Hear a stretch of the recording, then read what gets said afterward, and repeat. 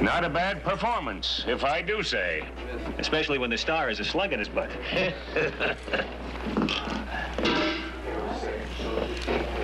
Well, Sergeant Callan. Small war, isn't it? They got me again, Doc. No sweat. Can't get him to stop shooting at me. How's the wife? Oh, she's going to have her operation next week, thanks to you. You're getting one right now, thanks to me. Hawk? My watch salesman's back. Uh-huh. I'm really going to be all right, Doc. I'll have you running as well as that watch in no time. Pass me the rusty saw, please. One rusty saw coming up. They were only kidding, Ma. Our doctors are really terrific, except for Major Burns, of course. Speaking of which, Captain Pierce finally got to finish his foot inspection last night.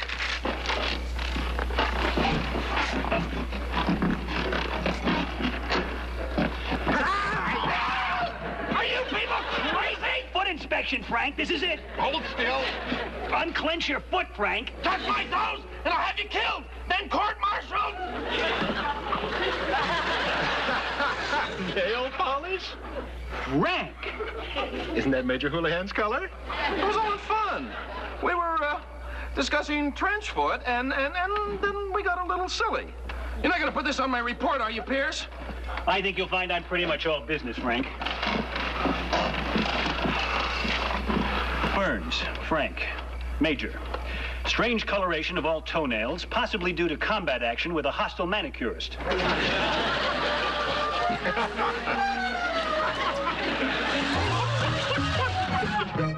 Tonight on MeTV, it's The Andy Griffith Show, followed by Mama's Family and Alf. Right here on MeTV. There's a denture adhesive that holds strong until evening. Fixodent Plus adhesives. Just one application gives you superior hold, even at the end of the day. Fixodent. Strong, more like natural teeth. I was out of the dating scene for quite a while, being married, having kids. Now I'm looking for an adult to share my time with. Hi, TJ. Hi, Beth. Join the thousands getting back out there on the fastest growing dating site for people over 50. Start for free today at OurTime.com. My hygienist told me to try a mouthwash, so I tried Crest. It does so much more than give me fresh breath. Crest Pro Health Mouthwash provides all of these benefits to help you get better dental checkups. Go Pro with Crest Mouthwash. Checkup? Nailed it. Want in on the secret to ageless skin? Take the Olay 28-Day Challenge. Millions of real women see results starting day one. There is not a friend that I have that will not own this product. Visible results or your money back. Olay. Age. For years, we've been telling you how you never have to wait for a sale to get the lowest possible price here at Zimmerman's. It's all about you. You don't have to wait for a sale to save money at Zimmerman's. Like this awesome sectional for only $18.86, or these rocker recliners for just $2.69 each, or this beautiful sofa for only $6.58. These prices are every day, so come in and see for yourself. And remember, Zimmerman's will always save you money. When you're looking for the right replacement windows, make the clear choice. Marvin Infinity Windows, available exclusively at Windows Plus. Infinity replacement windows are made from Ultrex, a fiberglass that is 8 times stronger than vinyl, and made especially for our northern climate. Call Windows Plus today and ask how you can save up to 25% on all your replacement windows. Locally owned for over 20 years. When it comes to windows, the name to trust, Windows Plus. Call Windows Plus today at 701-237-4000. Well, Ma, I guess it's about time to sign off now. I better mail this letter before Dopey eats it. If they gave me a penny every time I thought about you, I guess I'd be making about $100 a week. Don't worry if the war news is bad. I'm okay. Love, Walter.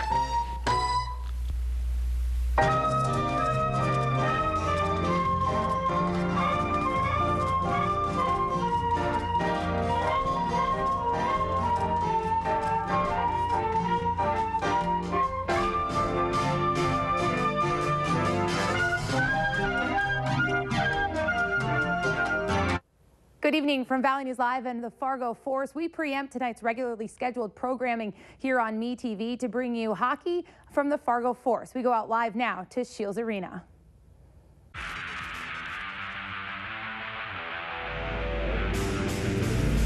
Sanford Athletic Park in South Fargo, and we're pleased to have this be the first of 4 television matchups here on MeTV. I'm Brad Anderson alongside Pat Blunden. Is looking forward to it. Hockey season doesn't seem like much of a break, Pat, but it's it's the 10th season of Force hockey. Force coming off a real successful campaign, getting back to the playoffs a year ago. That's right. It's an exciting time of year. Obviously, the lid lifter is always exciting, and the Force are coming in this season after having a bit of success last year. So wanting to build off of that, lots of new faces, and we get it going tonight. Yeah, no doubt about it. A lot of new faces. 6 coming back from last year's squad. 77 points, 36 wins a year ago.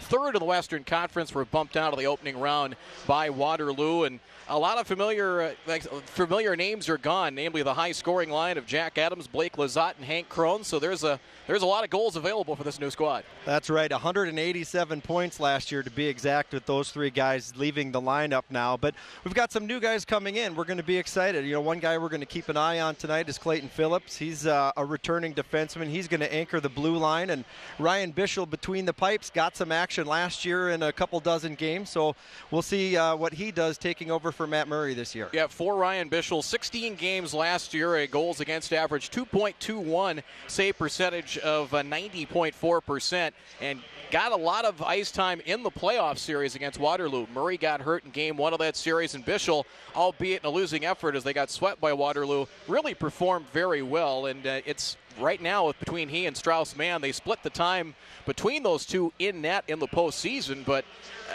really, this is Bischel's season in net for Fargo. Yeah, absolutely. Like you said, he got a taste last year and got some good minutes in the games that really mattered at the end of the season. And I think head coach and general manager Kerry Eads has got a guy that he trusts in the pipes in those important games. And he's going to get the nod tonight, and we're going to get to see his first action of the season. Brian Hurley and Jonathan McDonald as well are 2 other guys that played some last year that will come back on the blue line for the Force, and that's really where they have the most experience coming in, is on the blue line. So looking forward to this as we will get to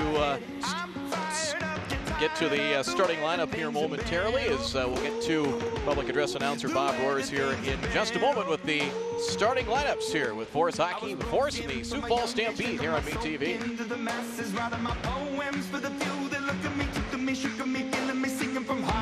From the pain, taking my message from the veins, speaking my lesson from the brain.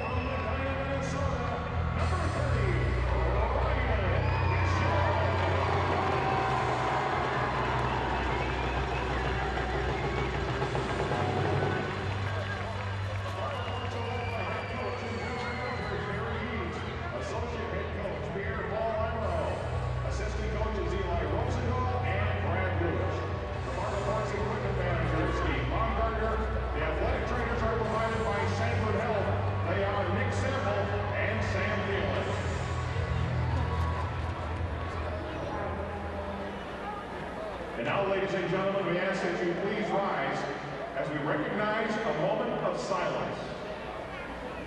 This past Sunday, 59 civilians lost their lives and over 500 others were injured in an unspeakable act of evil in Las Vegas, Nevada, while attending an outdoor concert. Our thoughts and prayers are with all of those who were affected by this tragic incident.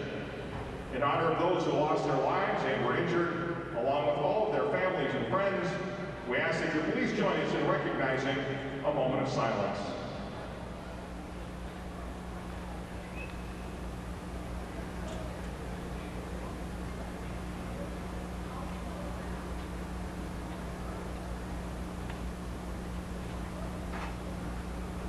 Thank you. And now please remain standing and remove your hats as we welcome Jessica Coates as she honors our country with the singing of our national anthem.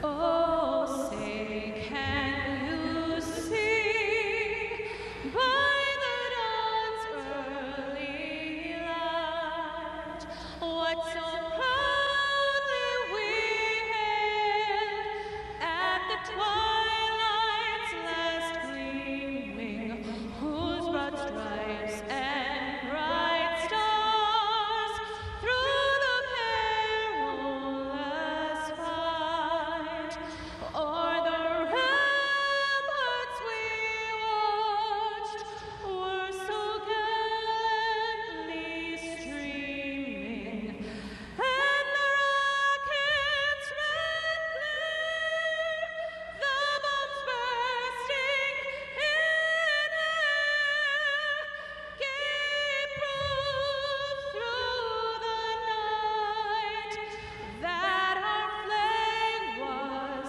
still there.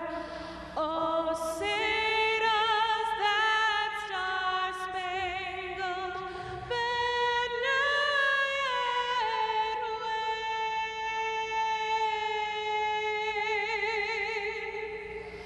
o'er the land of the free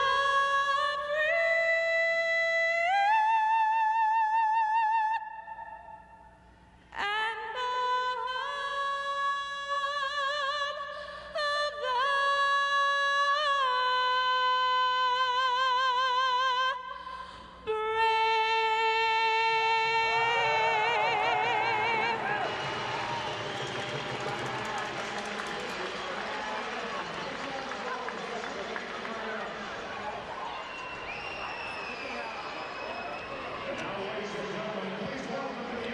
It's our national anthem, a moment of silence as well at Shields Arena in memory of those lost in the shootings in Las Vegas. Well, you take a look there, you see Dean Blaze, of course, one of the more familiar names in hockey. Longtime coach at UND, Dean was the first coach of the Fargo Force when this franchise began.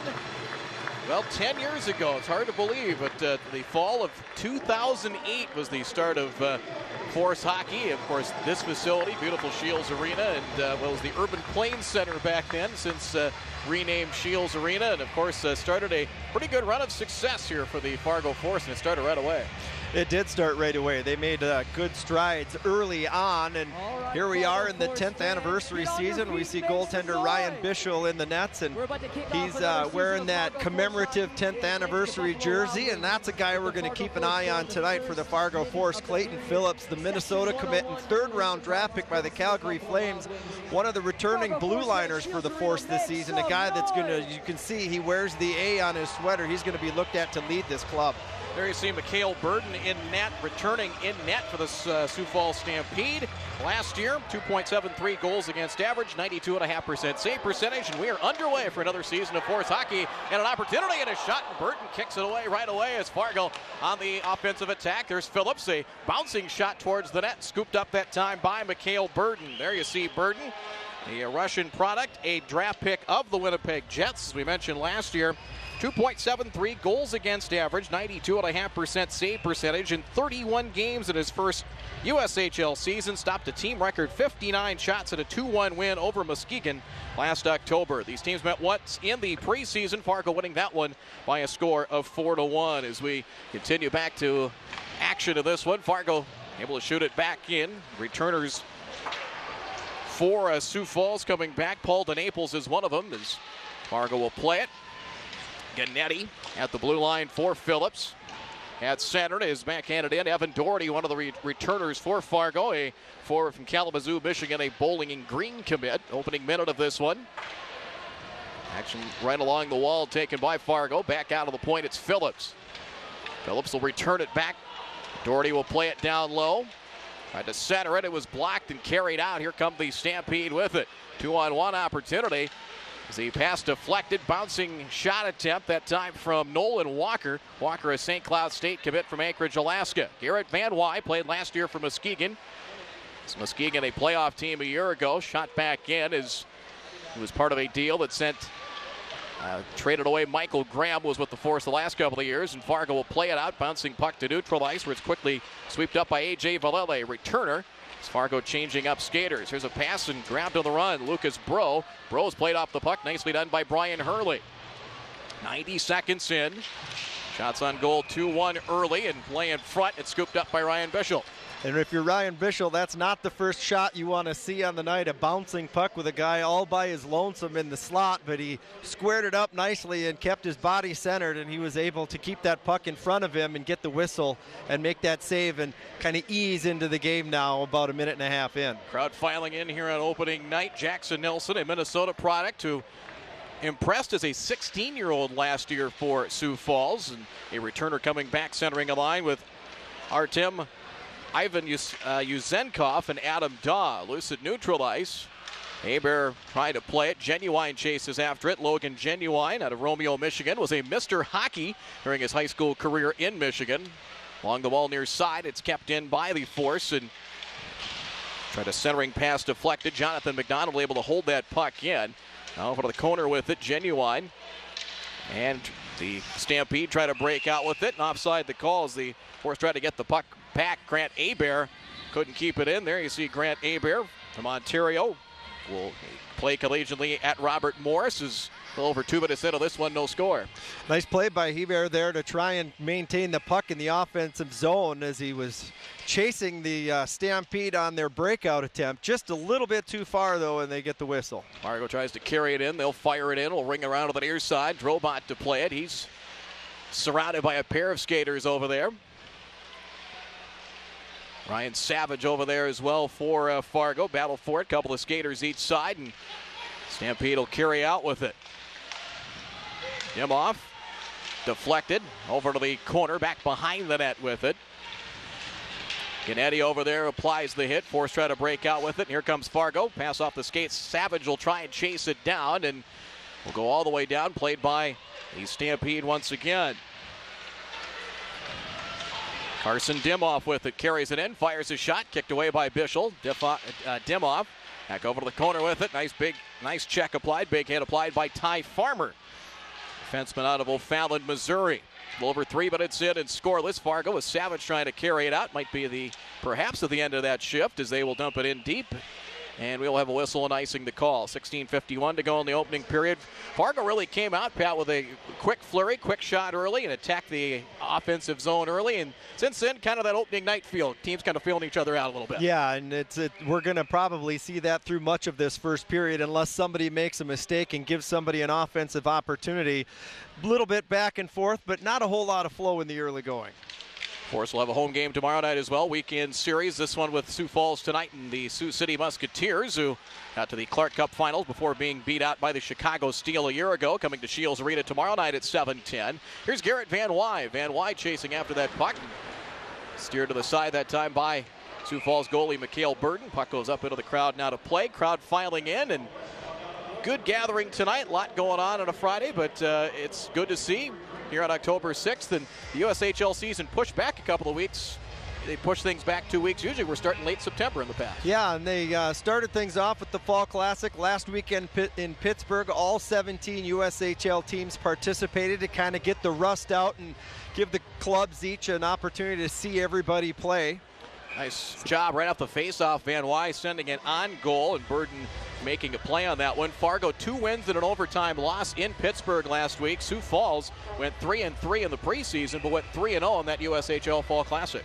Yeah, I think both coaches were happy with what they saw to their respective clubs last weekend, and good things going into the regular season. One-timer from McDonald fired wide. Doherty will play it off the carom. Will steer it over to the corner. Mark Senden returning, one of the 6 players returning from last year's Fargo squad. Rolling puck and finally scooped up by Sioux Falls, and Matt Corsia, a returner from last year, will play at Boston University in his collegiate career. Corsia, met by a couple of skaters, shot fired wide. Comes over to the far side, Nolan Walker to play it. He's taken off the play that time, and now over to the corner with it comes Evan Doherty. A little over 4 minutes in, and no score here on MeTV and also on Hockey TV. Glad you're with us on opening night from Shields Arena. Dumped in, Brian Hurley gathers control of the puck here for Fargo. Loose at neutral ice and fired back in by Sioux Falls. And there's McDonald to play it up ice. That's Jacob Schmidt-Sveistrup. Carried in, retaken at the blue line by Sioux Falls. As McDonald gets it back, we'll find Schmidt-Sveistrup. He's taken off the play, and a lot of neutral ice action. Neither team has been able to attack the zone here in the last couple of minutes. Backhanded back to neutral ice. To Naples will play it at the blue line. Backhanded out, grabbed on the run by Sioux Falls. He will maintain the zone. One-timer, high slot to Naples, firing a shot. The blast goes wide. To Naples over the corner, met by a pair of skaters. Pass in front. Nobody home to get it. It's John Schultz to play it. Schultz, this week, as a matter of fact, made his college commitment. He's going to Nebraska Omaha. His brother played for St. Cloud State, and his parents were very good athletes in their day at St. Cloud State as well. And he ends up in Nebraska Omaha. Go figure, Pat. But a little over 5 minutes in at center. Schultz will play it. Will fire it back in. As Burden will make a play on the puck and will leave it back for his teammate Antti Virtanen. Back in the corner, centering pass behind the Fargo skater. Retaken out by the Stampede. Heading down the right side with it. Tied up at the circle. A shot.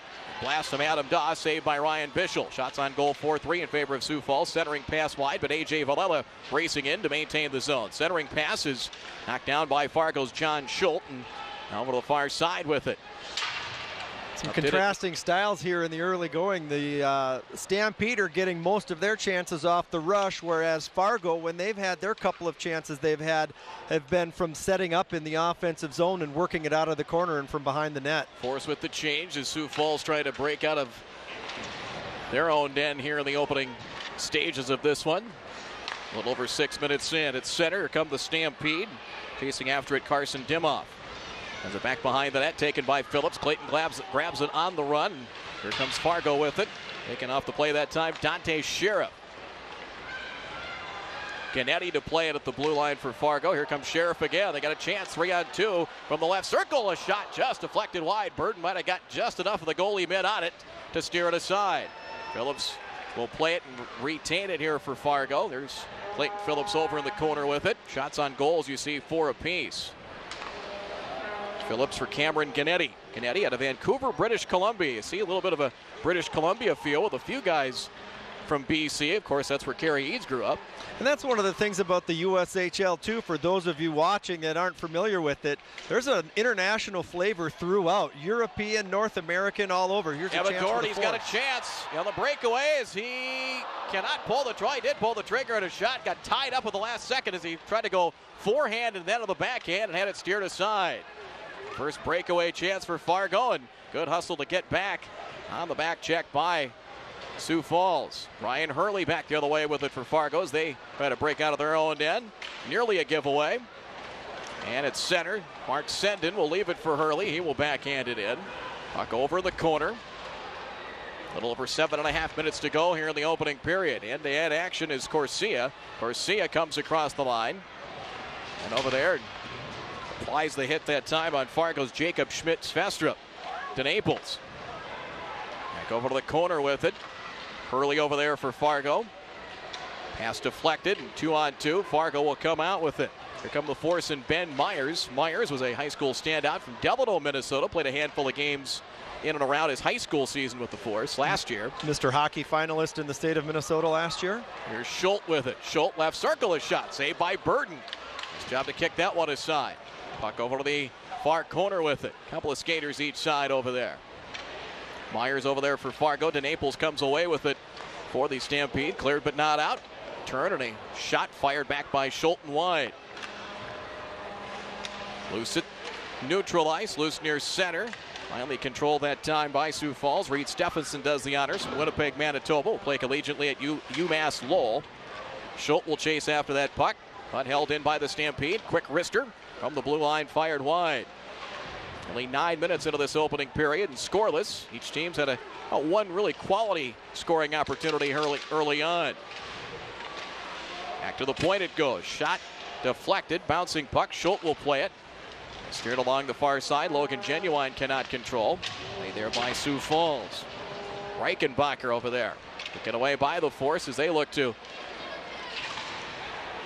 clear the puck out of the defensive zone. Loose along the wall near side. Here's Lockrid over there with it. He's at the blue line with it. Chased from behind by Jackson Nelson. He gains the line and heads over to the far corner with it. Played off the puck. Takes the hit. And out comes Sioux Falls with it. Cross ice. Puck is controlled by the Stampede. Adam Daw does the honors for Jackson Nelson.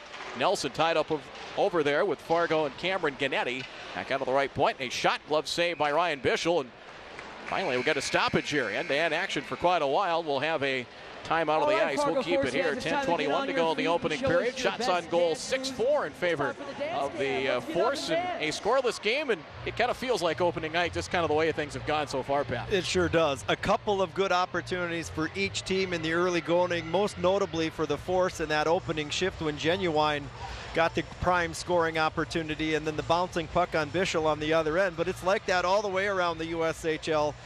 There's 6 games on the schedule tonight opening the season, 5 of them in progress right now, and nobody's scored a goal yet. So it's like that all the way around the league. And, you know, these guys have played some preseason games, as we mentioned. They've practiced with each other probably more than they care to, but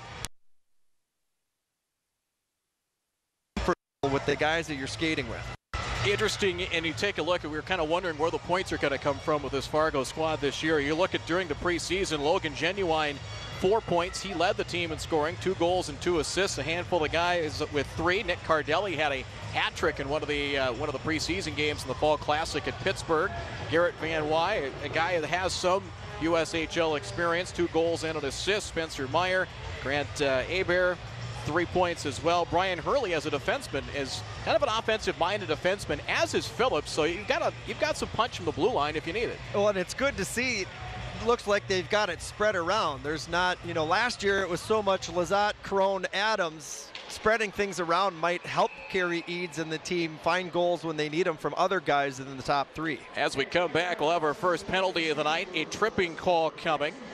And it's going to be Clayton Phillips. We highlighted Phillips, and there's our first penalty of the night. It'll come at 9:44 the opening period. Clayton Phillips 2 minutes for tripping, and well, the Force penalty kill.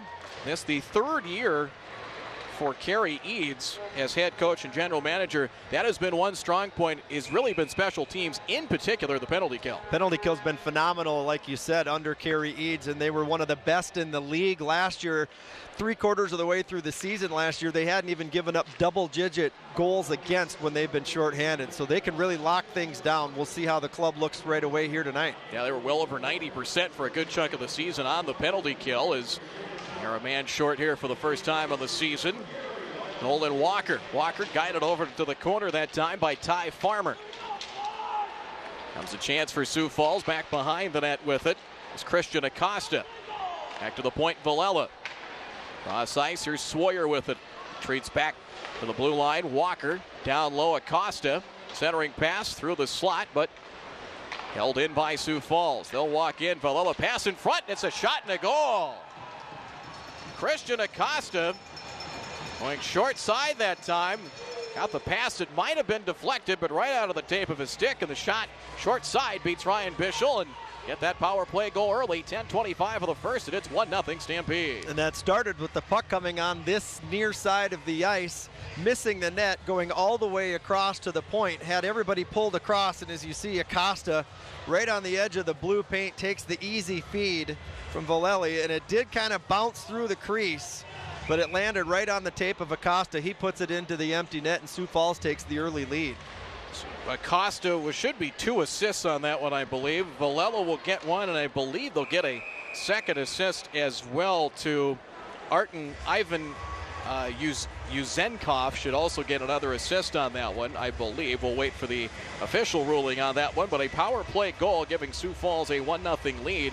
Fargo 6-2 against the Stampede last year, Pat. Sioux Falls has not won a game here at Shields Arena since almost 2 years. Yeah, December of 2015 was their last win in this building, so it's been a tough place for them to play, but anytime you get the first goal, you get momentum right on your side. Acosta the goal. Sawyer and Villela on the assists on that was the announcement on the goal from PA announcer Bob Roars. 1-0 Sioux Falls. Centering pass intercepted. Puck is poked away by Clayton Phillips, and they have to get it for Sioux Falls. Panyakov now to Naples with it. Panyakov cannot control it. Neutral ice. And Fargo will shoot it back in. A little over halfway through this opening period. Vertinen has the puck taken away. Centering pass, walking in, and a shot and a save made that time. Bouncing pass that time. Jacob Schmidt, Svestrup with the shot. Players have to be separated. The officials come in, and cooler heads will eventually prevail. I know they had a little bit of, I don't say a dust-up or a skirmish, but tensions got a little high in their first preseason matchup from what I was told. So, well, as you mentioned, it's a tough place for Sioux Falls to play. Fargo kind of had their number last year, and it's, I know, a new regime, but these teams play each other enough. They've developed a bit of a rivalry here in the last few years. Yes, Western Conference rivals. Of course, Kerry Eads, before coming to Fargo, this is his 3rd season with the Force, helped Sioux Falls to a Clark Cup championship a few years back. In fact, the 2014 Clark Cup championship. And yeah, that's been 2 years ago. Sioux Falls edged Fargo out of the postseason for the final Western Conference spot. Last year, really, Fargo dominated the series, winning 6 of 8. And of course, every year is different, but you think of the rivals for Fargo in this Western Conference, really Sioux Falls and Sioux City are the first names that come up. Yeah, geography plays a part in that certainly as well, but these teams play each other so often, being in the same conference, and a lot of times these games are, because they're close enough, they play the Thursday night games or the Sunday afternoon games, and so they see each other at odd times. It's not like you play the Eastern Conference teams, you play a weekend series, you see each other 2 nights, you get sick of each other, and then you don't see each other the rest of the year, or if not until another series again. It's over and over and over among the teams in the Western Conference, so you develop a little bit of a bad taste. Christian Acosta during the preseason. Sioux Falls played 6 games in preseason play, had 4 points, a goal, and 3 assists.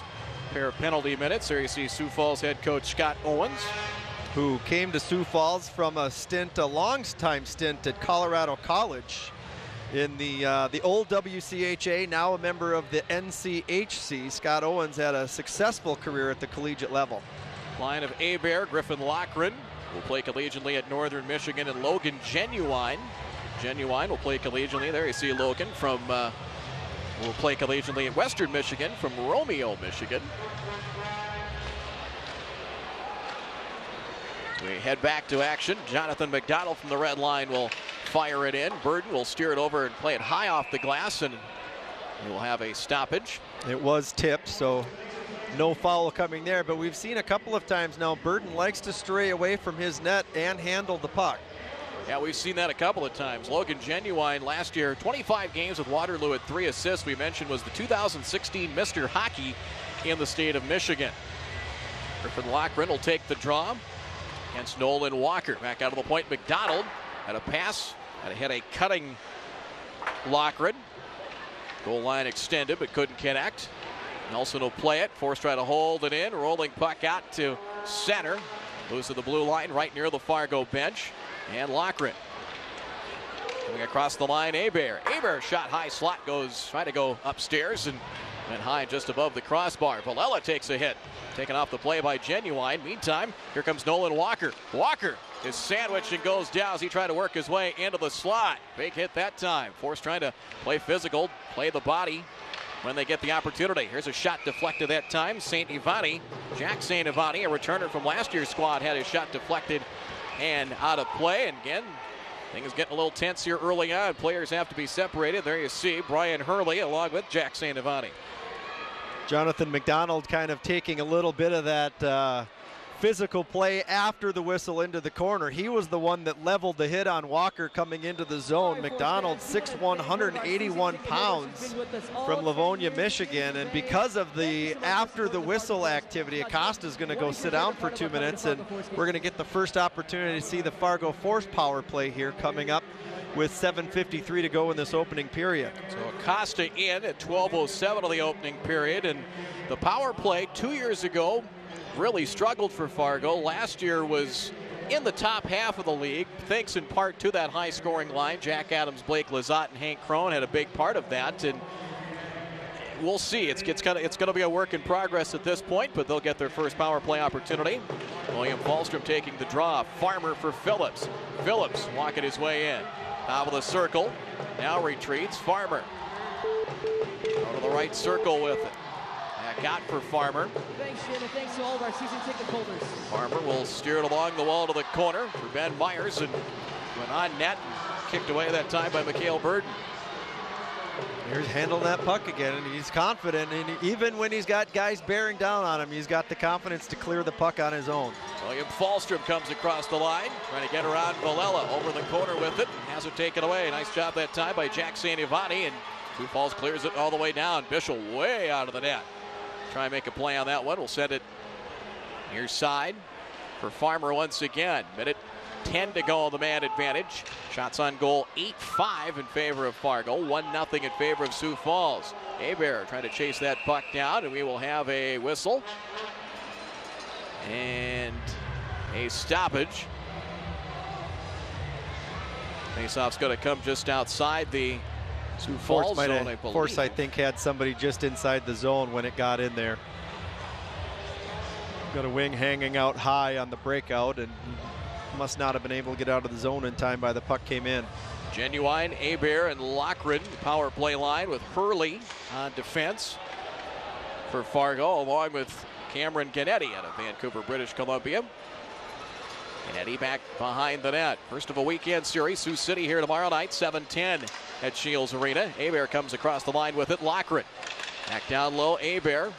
Now Gannetti takes on the shot. Hurley calm that puck down for Gannetti. Hebert walks his way in right circle to the corner. Genuine centering pass. Get off a Sioux Falls skate. Puck comes free again. Pass deflected again off the Sioux Falls skater's stick. Genuine able to gather it in. Some clearance from Lochran back behind the net. We'll ring it around.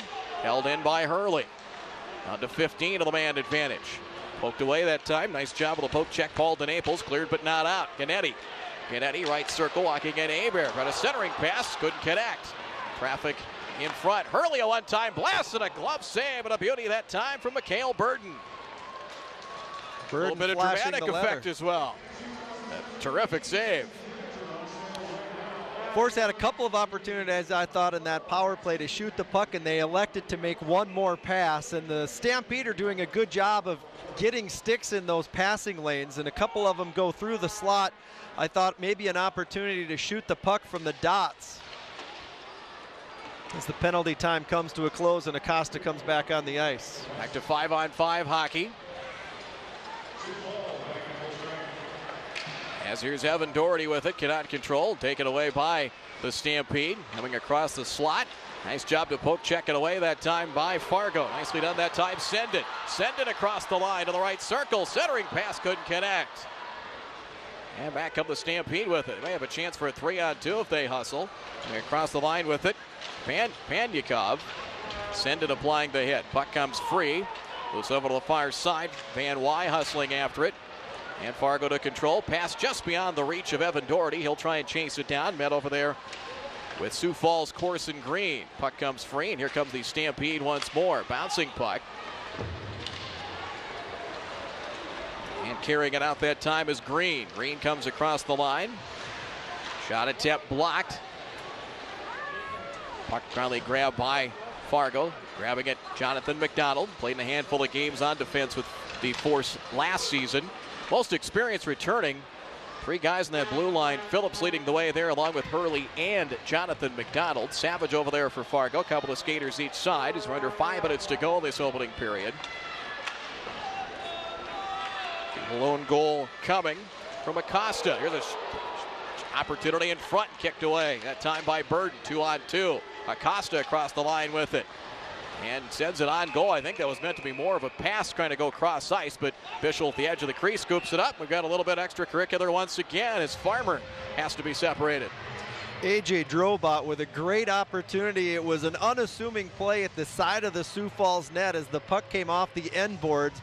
He made a nifty little move with his stick and tried to tuck it in the near post, but he just didn't get enough of the puck to get good wood on it. But kind of an unassuming good opportunity for the Force there down low as they try and tie this one up, trailing 1-0. Jackson Nelson takes the draw for the Stampede. That's William Falstrom. Falstrom from Stockholm, Sweden. Who's down low. Nelson will steer it over to the far side, hustling after it to Naples. So there for the Force is Ben Myers. Near side with it, Schmidt, Svestrup. Over there for Fargo, cleared but not out. One time blast, Vertinen high and wide. Myers tries to carry it out. Off the skate of Schmidt, Svestrup, and Falstrom. Back for Schmidt, Svestrup, drop pass, and a flip it back behind him, intercepted by Nelson, and Sioux Falls will send it back into their offensive zone. They'll get to a change, long pass, and Force will try and attack the Sioux Falls defensive zone. Myers gets shoved, they push, and chased over there by the Stampede, and Vertinen to the right circle.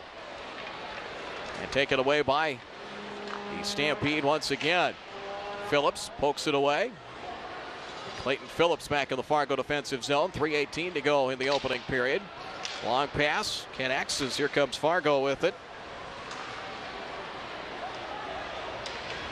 And Phillips once again. They're having a hard time breaking out, trying to get things set up on the offensive end.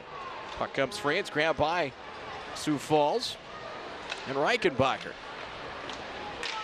Back to neutral ice it goes. Hurley sends it cross ice. Chasing after it is Sawyer. Hurley at center. They'll come across the line with it, and Fargo will dump it back in.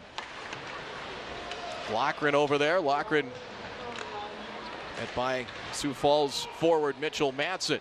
Lochran works his way back behind the net, harassed by Madsen. Pass at the side of the goal. You can see every time Fargo gets the puck on the perimeter, there's 4 dark blue jerseys in the slot. Fargo can't get anything out in front of the net right now. Dimoff. Draped to him is Brian Hurley, who's back behind the goal, and Fargo comes away with it. Long pass trying to connect it. Here comes the Force with an opportunity into the slot. Van Wyde, a shot to goal! The first of the year to Garrett Van Wyde. That long breakout pass led to a breakaway chance. Van Wyde to the forehand beats Burton, and a tie game at 1. We were talking about how everything was clogged up, not only in the offensive zone, but also in the neutral zone. And Van Wyde came out on the line change, saw that his teammate is deep in his own zone, had control of the puck. He took off, and the long bomb, as we'll see here, is he'd already received it, walked in, took his time, made a move. And despite the pressure from the defenseman A.J. Villela, Van Wyde is able to go low to the stick side on the breakaway. You wonder if he might have heard footsteps coming and thought, you know, do I go backhand? And then all of a sudden decided I'm going to go forehand here and went to the short side to beat Burton to even things up. So Garrett Van Wyde gets the goal from Seattle, Washington. Here come the Force again with an opportunity and a one-time blast. Van Wyde wanted another one. It was blocked. Garrett Van Wyde gets the goal. There's another chance in front. Van Wyde walking in and it poked away. And here comes Sioux Falls with it. They will dump it in deep. Adam Daw does the honors and scooped up by Bischel. Genuine will get the assist. Van Wyde from Genuine at 17:51 of the opening period. Levels the game up at 1 apiece. Shots on goal now 9-6 in favor of Fargo. We've got a penalty coming as Jonathan McDonald will head in and the Force will go back on the penalty kill.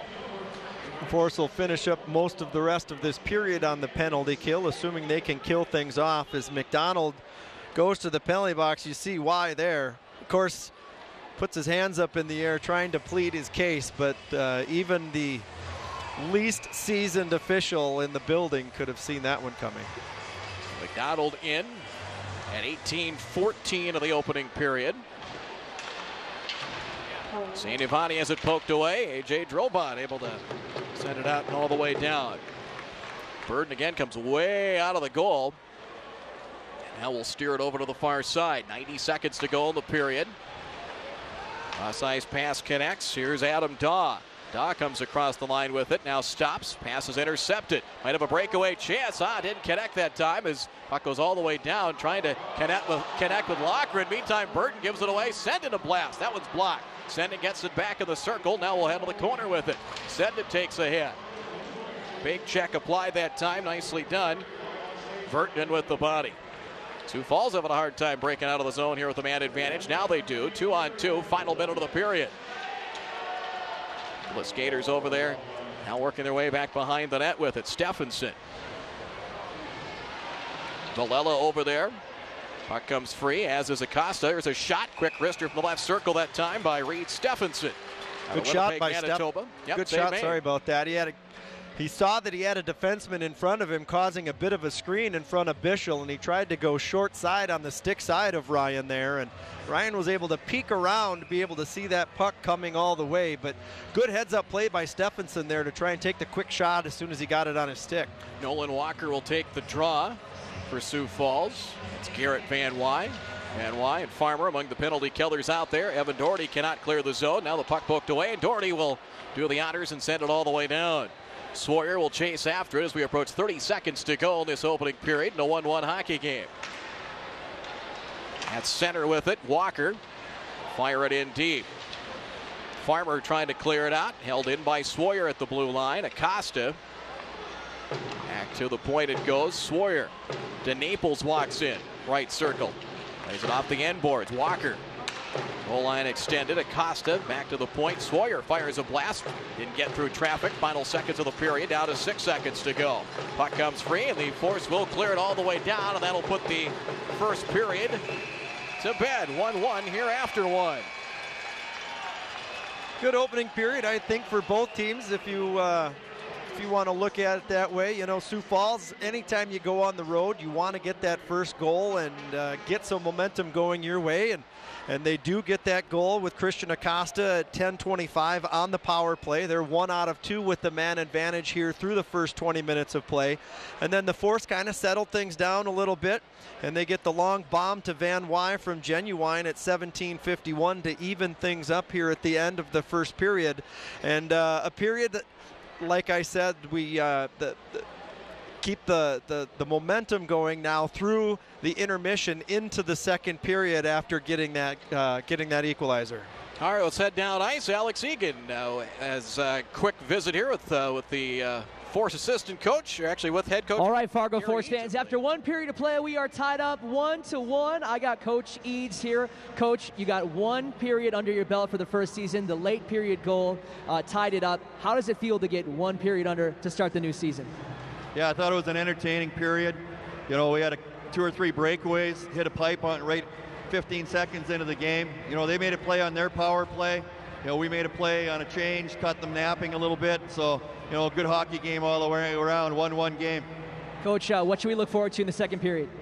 Just more of the same. You know, we have to be intelligent, stay out of the box. Got to keep head manning the puck. I thought we had good passes and good speed down the ice. We got to keep pounding that puck to the net. Great. Thanks, Coach. Good luck in the second period. Let's make some noise, Fargo Force fans, for the Fargo Force.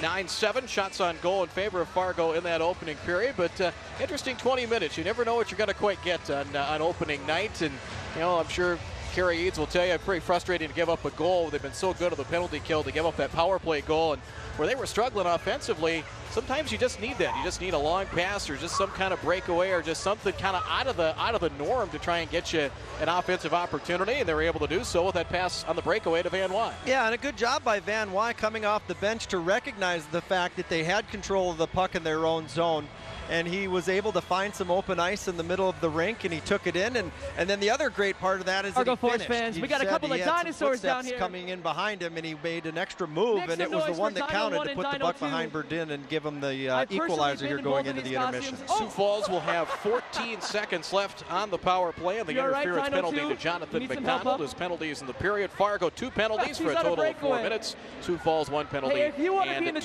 Shots on goal 9-7 in favor of Fargo, and we are even after 1 period of play from Shields Arena at Sanford Athletic Park on opening night. It is Fargo 1 and Sioux Falls 1 here. You are watching USHL hockey here on MeTV and Hockey TV. We'll be back in just a few moments.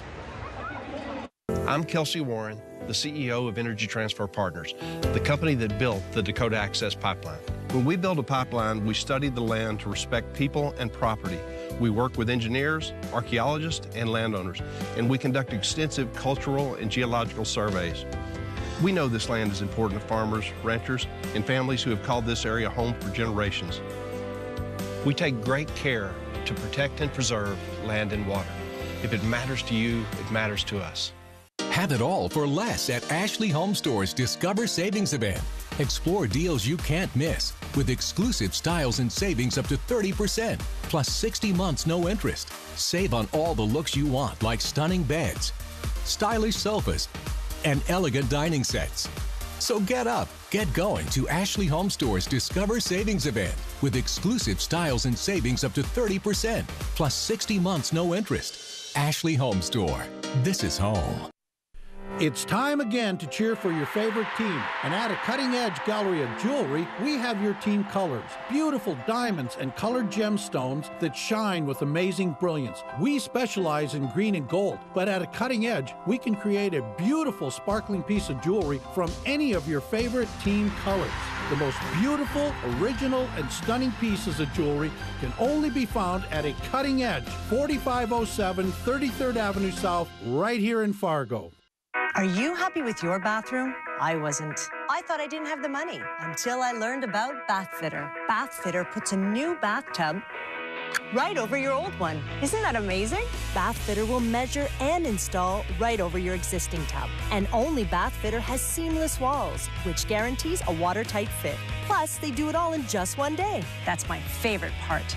Book a free consultation and find out for yourself. Call today or learn more at bathfitternow.com. A little thinner here, please. At Farmers Union Insurance, we know how to be great insurance agents. I see, he's messing with us. Yeah. These guys aren't my friends. We're naturals. Professional acting, not so much. I used to work in a jail. We did stuff like that. That's why instead of acting, we use our talent at working hard to find you the right auto insurance. This is so exciting. Farmers Union Insurance, simply different. In Edgeley, see Garrett Irie. In Can-Do, Cynthia Farbo. And in Carrington, Randy Huey. Good evening, everyone, and thanks for joining us. I'm Melanie Palmer. The Radisson Hotel in downtown Fargo was under a couple-hour lockdown this morning. Witnesses say a suicidal man in one of the rooms with a gun. Fargo police were able to get the man out of the room peacefully. He was taken to a nearby hospital for evaluation. A 21-year-old man is dead after a grain elevator accident. It happened about 4 yesterday afternoon at the Wheaton-Dumont Co-op in Tenney. That's in Wilkin County, Minnesota. Sheriff's officials say 3 crew members were working on a platform when one of them fell off. The victim was an employee of Gateway Building Systems out of Fergus Falls. His name has not been released. Police in Grand Forks are investigating an early morning robbery. It happened about 5 this morning on the 700 block of 43rd Street North. The victim says he was confronted by a man wearing a ski mask and demanding money. The victim handed the suspect some cash and the guy took off. Police are looking for a white man, about 5'7". He was wearing a bulky coat, black face mask, and a black hoodie sweatshirt. Call Grand Forks Police if you know anything about the holdup. The Trump administration is allowing more employers to opt out of providing no-cost birth control to women. Today, the administration issued a revision to Obamacare rules that require most companies to provide birth control as preventative care. The change expands a religious exemption that previously only applied to houses of worship, religiously affiliated nonprofit groups, and closely held private companies. All right, we have a quick look at our weather as well, and we started out our temperatures this morning very cold. In fact, some 20s out there in Beltrami County, 27 in Bemidji, 31 Baudette, 37 the low temperature this morning in the Devil's Lake Basin. Hey, we were freezing in Grand Forks to start the day, and we held above that reading in the FM area, starting out at 34 degrees. We did see some sun, not much wind, and things fared pretty nice in the afternoon with highs in the 60s from the Red River and points west, and a lot of 50s across northwest Minnesota.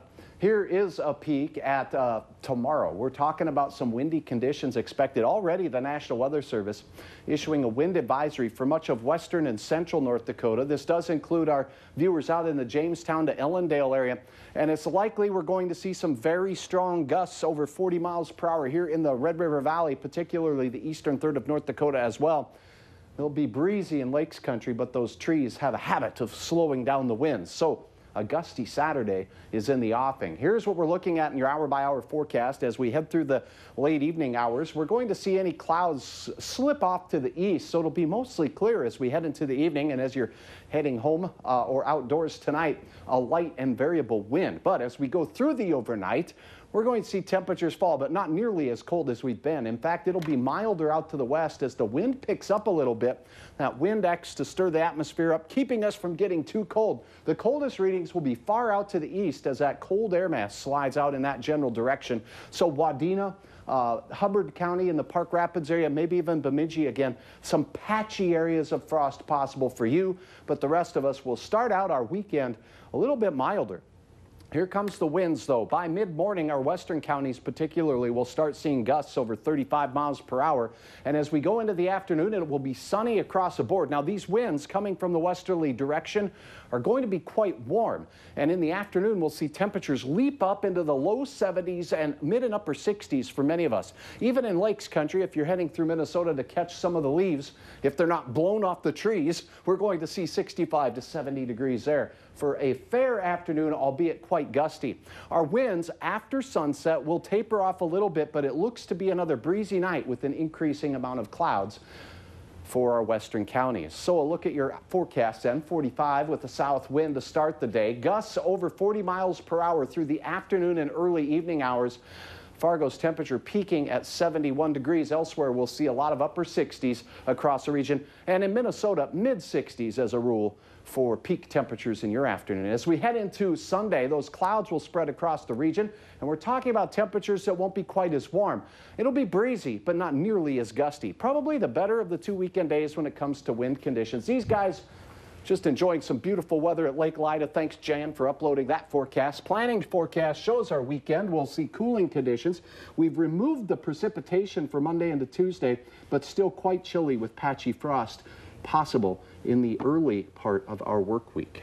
Now it looks like people are going to have to hold on to their hats tomorrow with all that wind. That's a good idea, Melanie. Yeah, thanks for joining us with Valley News Live. Let's get you back to the game.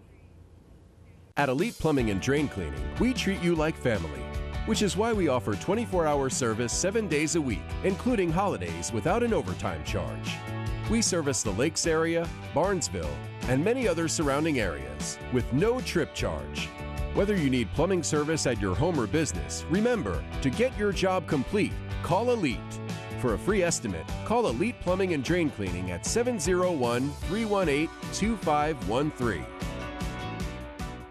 We can basically customize any type of furniture, everything from wood type to stain to size, adding drawers, taking them out. We have so many different customers that come in and they have something very specific in mind that they need for their home. Everything from dining room tables to making them a bit longer, taller, or wider. And we have a lot of fabric and leather choices. The customization in general does not cost any extra money. It's just a matter of the materials being used. I can have pieces built from drawing. As long as it can be shown and drawn, it can be built. Open near Menards on 13th Avenue in front of Family Fair. Hearing a better day can start when you call Miracle Ear for a free hearing evaluation. Miracle Ear has over 1,300 locations and offers free aftercare and a 30-day money-back guarantee.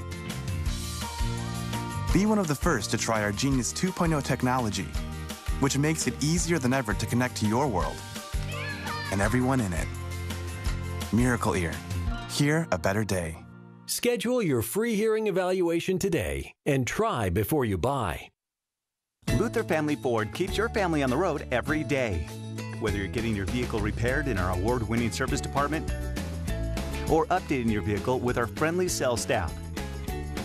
Our commitment to honesty and integrity is proven by our customers, who have voted Luther Family Ford a 9-time winner of Ford's prestigious President's Award. Luther Family Ford, keeping your family on the road every day.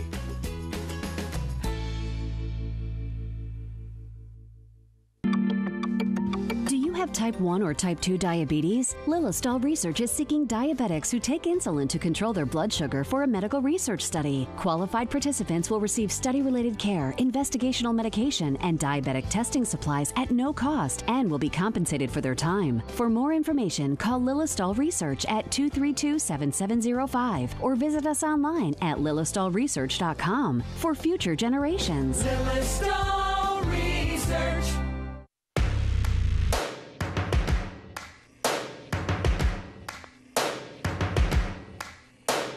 First things first, I'ma say all the words inside my head. I'm fired up and tired of the way that things have been. Oh, ooh, the way that things have been. Oh, ooh. I was broken from a young age, taking my soak into the masses, riding my pony.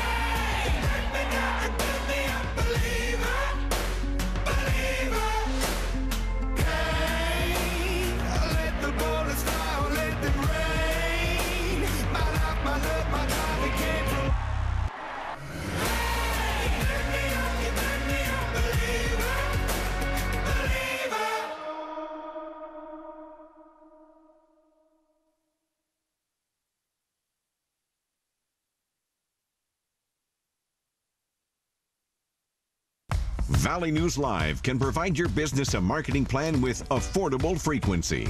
Our reach is equivalent to having a salesperson working for you 24 hours a day, 7 days a week, every month, all year long. Instead of one commercial on one station, we have a plan where you can afford to get multiple spots across several stations, impacting every home in your community simultaneously. You'll know where your commercials air, what station, what show, what time of day, down to the minute. Plus, support your television campaign with some of the biggest local digital platforms in the region. Discover how affordable frequency can boost your business and impact your bottom line. Create a buzz about your brand. Be noticed and continue to be present where your customers are. They won't need to go searching for you. You'll already be conveniently right in front of them. Let the affordable frequency plan make an impact for you. The Buffalo Wild Wings 4-pack giveaway is sponsored by Buffalo Wild Wings and Fargo Force Hockey. Visit valleynewslive.com or ndtoday.tv and click the contest tab to register. No purchase is necessary to enter or to win. Entries must be received by 10 a.m. Tuesday, April 3rd, 2018. The prize includes 4 reserved seat tickets, excluding premium and glass seats, vouchers good for 4 small fountain sodas, 4 small size popcorns, and 1 voucher good for a shareable with a purchase at Buffalo Wild Wings. Winners must be 18 or older and live in the Valley News Live viewing area. Employees of Valley News Live and the Fargo Force are not eligible. Winners announced on North Dakota Today every Tuesday during the promotion. Winners also notified following the broadcast. A purchase will not increase your chance of winning. Fargo Force and not Valley News Live is solely responsible for providing the Buffalo Wild Wings 4-pack to the winners. For official rules, visit valleynewslive.com and click the contest tab.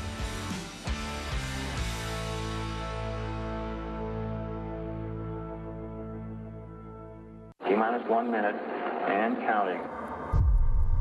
Countdown. First stage, second stage, third stage.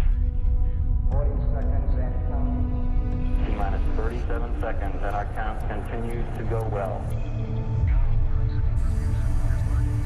T-minus 30. T-minus 25 seconds and counting. 20 seconds. 20 seconds and counting. 17 seconds and counting. 15, 14, 13, 12, 11, 10, 9, 8. Ignition sequence start. 5, 4, 3, 2, 1. The Winter Olympics, coming February to NBC.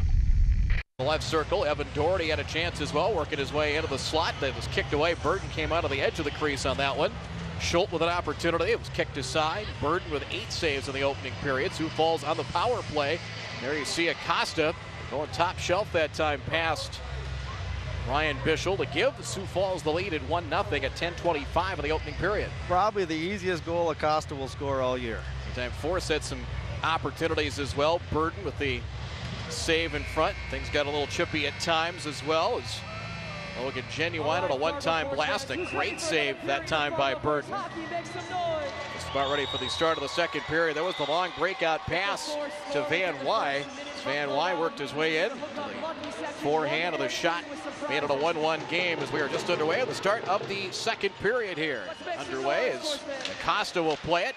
And we are back to 5-on-5 hockey as the remainder of the McDonald penalty has expired.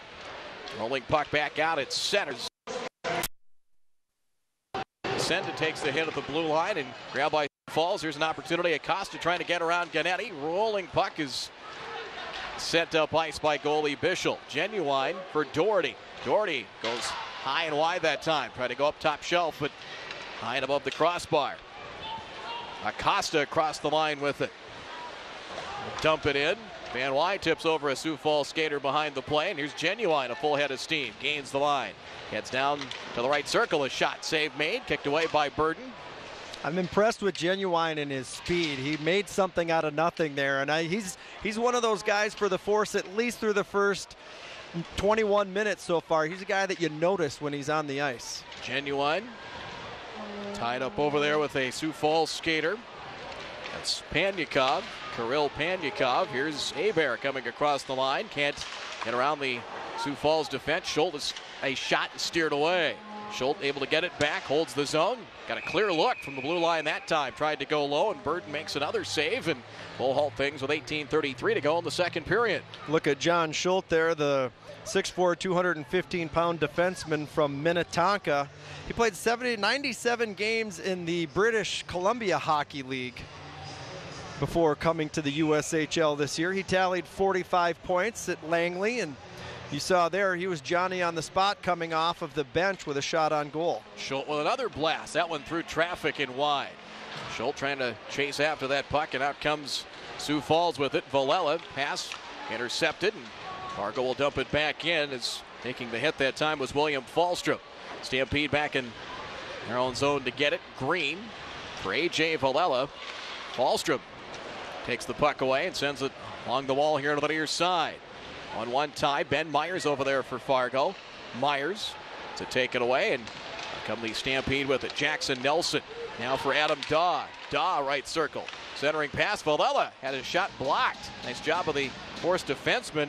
Actually, it was forward Schmitz Festrup that it's sliding down to block that shot. He's feeling it too. He's favoring his leg right now as he's trying to get the puck out of the, hoping his teammates can get the puck out of the zone so we can get to the bench. Villela firing it away from traffic, going cross ice, and it's carried out by Falstrom. At the end of their shift is change coming for Fargo as they dump it in deep.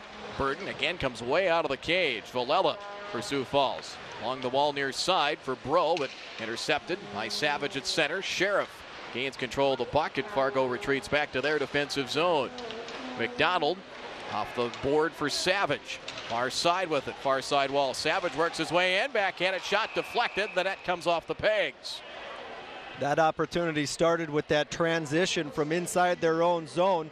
Sheriff dropped the puck back to the defenseman, came this side at the blue line, and Savage was up at center ice, and he shot to the far boards and was able to make that pass, receive that pass off of the boards, and then came in, made a couple of dipsy-do moves and a good scoring opportunity before the defenseman knocked the net off the pegs. He was able to split a pair of skaters at the right circle to give himself a chance. A.J. Drobot will take the draw. Line of Sheriff Drobot and Ryan Savage out there for Fargo. They kick Drobot out of the face-off dot, and Savage will do the honors. Against Reed Stephenson for the Stampede. Well, not quite yet. They kick him off the face-off circle. Matt Gold, you're next. And Sioux Falls wins the draw. Turn out to be like the NHL preseason was, where they were kicking people out of face-off circles like crazy. Back to the point, Hurley. Hurley, a shot up high, save made. The backhanded shot of the rebound attempt from Savage, and Burden able to steer that one aside. Great save by Burden. He was able to jump on that one after giving up a juicy rebound. Yeah, reacted just in time to make the play on the rebound. Sheriff behind the net. Tried to stuff it in short side. Kicked away. Back out of the point, Brian Hurley. Hurley, a shot. Got deflected through traffic, high and wide. Forcing a lot of time in these on the attack. Here's Savage's shot. Gets it back, second attempt, high and wide. Boy, they're keeping Burden busy here. A lot of pressure on this shift. Burden never saw where that first puck went. He just happened to turn around right at the right time when that rebound came out for that second shot. He didn't see it coming. Sheriff poke checked away that time. Nicely done by Corson Green. But Force able to hold the zone for an instant. And finally, chance to relieve some pressure for Sioux Falls and a much-needed icing. And the thing with Sioux Falls here is because they were in their own zone and they iced the puck, they can't make a line change right now. And they were on the ice for quite a long shift there with the Force buzzing. So an opportunity for Kerry Eads and the Force to switch things up. And Scott Owens, the head coach and general manager of Sioux Falls, sees that. He's going to take his time out right now and give his guys a break because he can't make that line change on the icing. And interesting, you have to take that timeout right now. Still a lot of hockey to go. You'd like to save that timeout for later in the game, assuming it's going to be a tie game or a one-goal game late. And you have to burn that one early. That's something to keep in mind for later on in the game. Well, and you can look at it in both ways. Good move, I think, by Owens because they were gassed. They were on the ice for a long time, and the Force were creating a number of opportunities. They've shot up in shots on goal here big time in the first 3:54 of this second period, now out shooting Sioux Falls 16-7. So they had some momentum, and a good move by Coach Owens to give his guys a break and let his guys rest and try and get things reshuffled again because the Force were humming. Shots on goal in the period, Pat, 7-0. So 7 shots on goal in a little under 4 minutes. USHL scoreboard right now through one period of play. Chicago, the defending USHL champs, tied with Dubuque 2 apiece. Green Bay a 1-0 lead on Cedar Rapids in the second period. 12.5 minutes to go in the second. Des Moines leads at Madison 1-0. Omaha at home, a 1-0 lead over Tri-City through one period of play. Lincoln and Muskegon are scoreless here in the opening night of play in the United States Hockey League. Change this year, 6 teams out of each conference will make the playoffs instead of 4. A total of 8 in the league. They'll have 12 playoff teams come postseason time in April. Gannetti tries to send it up ice. He's tied up. Genuine over there for Fargo as well. Back to the point, St. Avani trying to pinch it in and does. Down low with it. Shot. Nice job to close the gate that time by Bischel, and Genuine breaks out with it for Fargo. Harassed by Sawyer, but he sends that puck in deep. Naples takes the hit. Sawyer grabs that loose puck. Force skater goes down. Pass, and here comes Panyakov. Panyakov tries to get it in at center. Over there is Mitchell Madsen. Fargo to control. Played high off the glass. Puck goes through neutral ice. And shot back in by Sioux Falls. Bischel behind the net to play it nearly 5 minutes into the second period. Shots on goal 7-1 in favor of Fargo in the second. They have a 2-1 edge in shots on goal. A 1-1 game. Genuine pass right out of the tape of the stick of Loughran. Loughran shoots it in. Bad angle shot. Burden.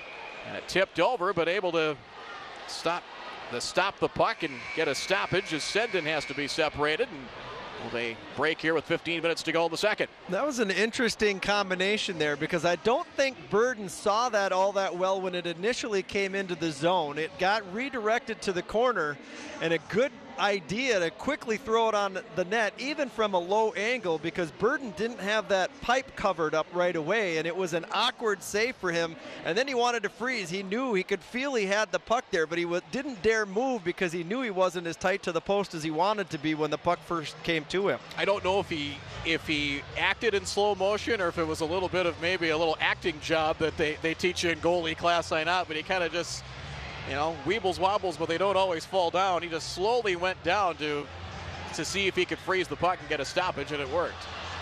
We see some of the stuff going on here in the stands here at Shields Arena, and this is a great, as you can see, family venue during the course of the winter here at Shields Arena for USHL hockey. You see a lot of kids hanging around, and this is a nice building to be in and a great atmosphere when the crowd gets into it, and lots of things for the kids and the family to do together on a Friday or a Saturday or sometimes even a Thursday night. And certainly not an expensive night on the town, but entertaining nonetheless. And darn near every game has some kind of promotion to go along with it as well. Sioux City coming up here tomorrow night at 7:10. Then Youngstown will be here for their lone appearance. A weekend series next weekend, next Friday and Saturday night, both 7:10 on the face-off here at Shields Arena. Back to action. 15 minutes to go the second in a 1-1 tie. Farmer will chase after that puck as it's sent all the way down and icing the call here. 1-1 your score, and yeah, it's going to be a lot of home games here for Fargo as they will have their first 5 games of the season at home. In fact, Sioux Falls comes back here for a rare midweek game on the 19th, a Thursday night game, and as I mentioned, usually 4-4 in the 8 games in the regular season between these Western Conference foes. Sioux Falls out of the playoffs last year. 2 years ago, edged out Fargo for the 4th and final playoff spot. 6 teams out of each conference will qualify this year for the postseason. The top 2 teams will get buys into the next round. Sent in for Doherty. Slapped away by Paul DeNaples. Of course, able to hold the zone. Schultz. Schultz is shot. Did not get through traffic. Van Wy in the corner. Takes the hit over there from Vertinen. Doherty joins into the fray. Van Wy comes away with it. Now lost his stick. Tried to kick it free. Send it over in the corner. Still a lot of time in the Fargo offensive zone here. Poke check. Goes right to Sendin. Shot in front. Van Wy camped to the doorstep as Burton able to kick that one aside.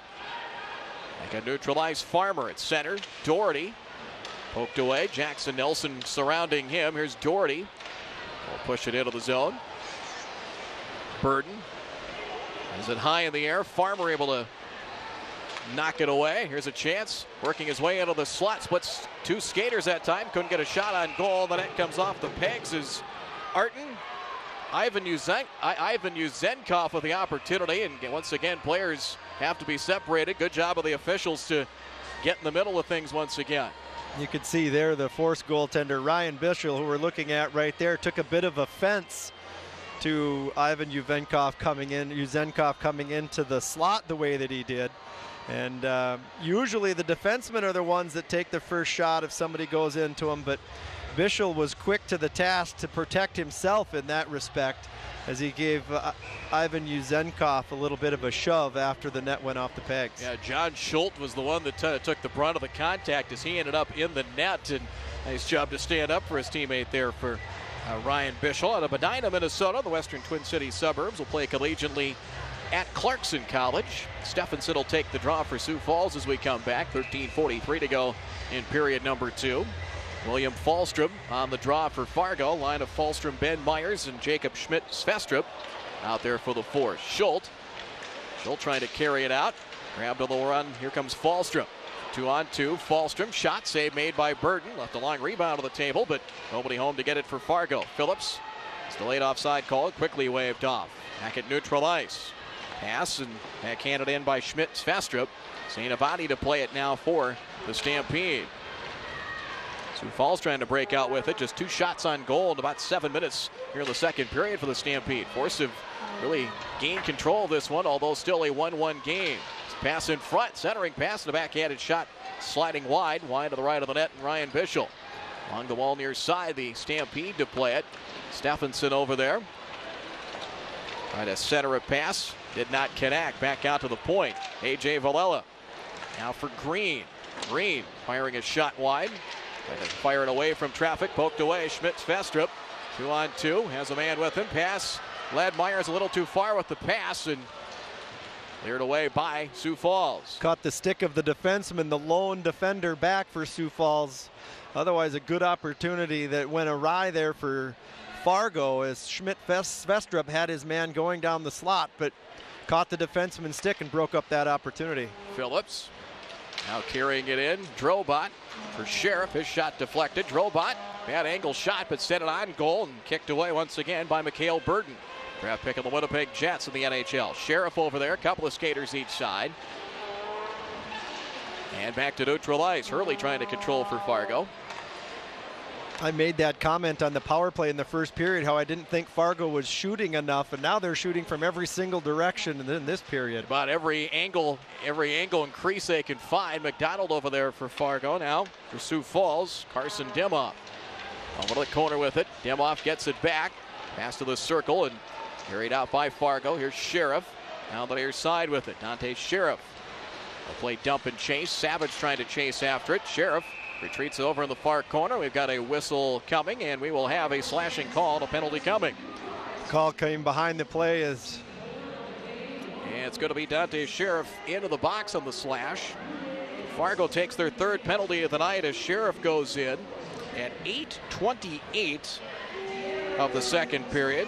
Dante Sheriff, 2 minutes out of Brampton, Ontario, Canada. And he is in on the slashing call. Sioux Falls 1 for 2 on the power play tonight.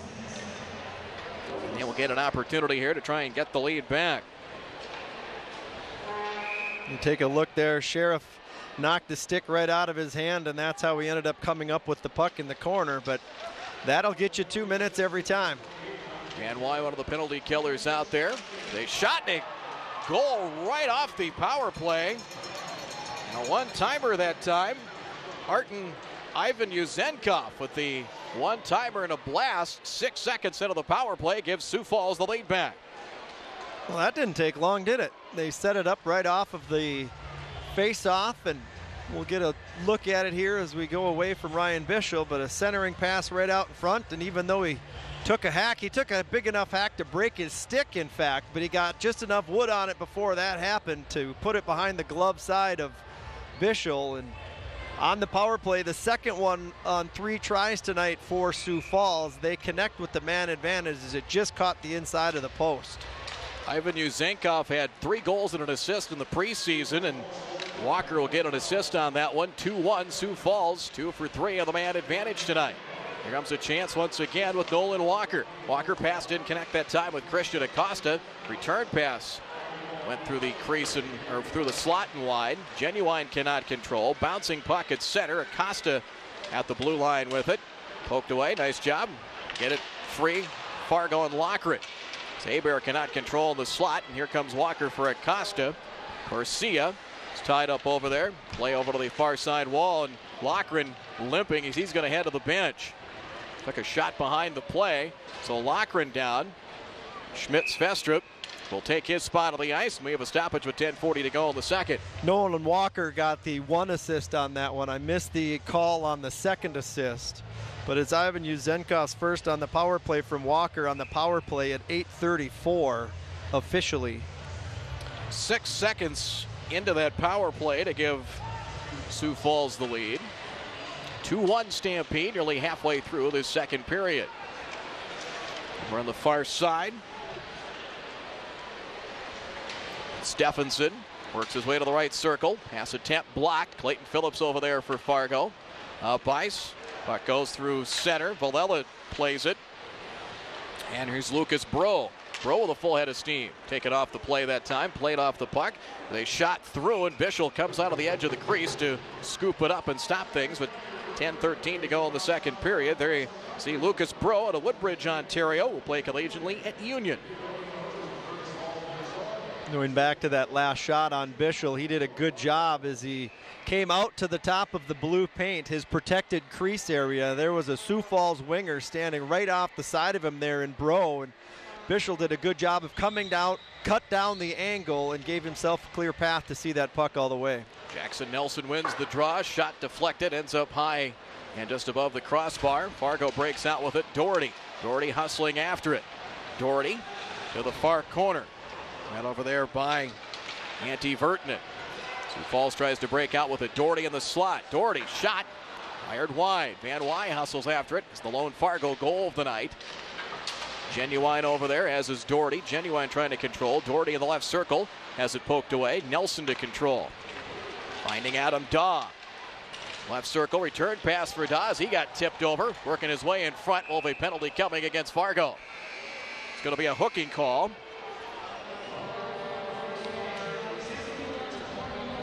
So a hooking call. hooking the call against Brian Hurley, so Hurley will go in at 10:26 of the second period. There you see one of the returning defensemen for the Fargo Force, Brian Hurley, coming in. Take a look at that Bank of the West replay one more time on that penalty. See, that was the shot attempt from Ivan Uzinkov, and there you see the hit that drew the penalty call that time. Shots on goal in the period, 10-3 in favor of Fargo. Fargo taking their 4th penalty of the night, Pat, and we talked about how the special teams, especially the penalty kill, has been so good here for the Force the last couple of years on Kerry Eads, and a little bit disturbing they've given up 2 power play goals already. Yeah, well, disturbing that they've taken 4 penalties already, too. A little bit of lack of discipline here at times, and they're going to have to shore things up, like you said, having given up 2 power play goals on 3 chances here in the early going. That last one lasting only 6 seconds, as you mentioned. They're going to have to shore things up here and keep this a 1-goal game. They've come back after giving up a power play goal once already. They're going to have to do the same thing as you look at head coach and general manager Kerry Eads on the bench talking to his troops here during this short break. His team shorthanded again as we've reached just past this midway point, and his team trailing 2-1. You know, Kerry, I think we've kind of talked about it 2 years ago. It wasn't really his team. He was kind of taken over for John Marks. I think last year, a few holdovers. This is probably the first year where he feels like he has his team and his footprint of this franchise. Yeah, I think he feels really good about this club, and he's got his footprint on it. And I heard him talking earlier that there's a number of people picking Fargo to do very well this season, and he was talking about that earlier, and he said, well, we're just worried about right now. The 2 points in October are just as important as 2 points in April, and they want to take care of things tonight to start. Vertinen, centering pass in front, backhanded shot, just sliding wide that time from Adam Daw. Another opportunity, a shot got through, saved by Bischel, and rebound hammered home. Adam Daw denied in his first opportunity, hammers home the rebound. Another power play goal 20 seconds into this man advantage. Daw hammers it home in front. Goal at 10:46 of the second period. It's now 3-1 in favor of Sioux Falls. Sweet justice a little bit there too for Daw. He was the one that drew the penalty that gave him the power play, and the shot came in from the point. The rebound came out, and it just popped onto the stick of Daw. Jack St. Ivany was the one that took that shot from the point, and the puck squirts free to Daw at the side of the net. And we said about Acosta, the easiest goal he scored all year, and that first one for Sioux Falls, that one was pretty easy for Daw to give the Stampede the 3-1 lead. So Daw will get the goal. 10:46, so all 3 Sioux Falls goals on the power play, and Stampede now a 2-goal advantage. Down the right wing boards and walking in front and didn't get the shot off that time was Mitchell Matson, a University of North Dakota product. Sioux Falls pass trying to connect with Grant Reichenbacher. He hustles after it, and we'll have icing to call. 8:50 to go here in the second period. St. Ivany gets the lone assist on that Daw goal on the power play at 10:46. So 2 power play goals a little over 2 minutes apart to make it now a 3-1 Sioux Falls advantage. So even though Fargo out shooting Sioux Falls 19-11 and 10-4 in the period, it hasn't been the amount of chances. I guess the quality has been the big factor, especially on the power play.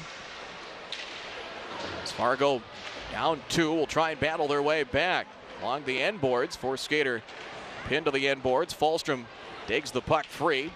Action over to the corner with it. Ben Myers over there for Fargo, and finally carried out. It's A.J. Villela, 2-on-2 for the Stampede.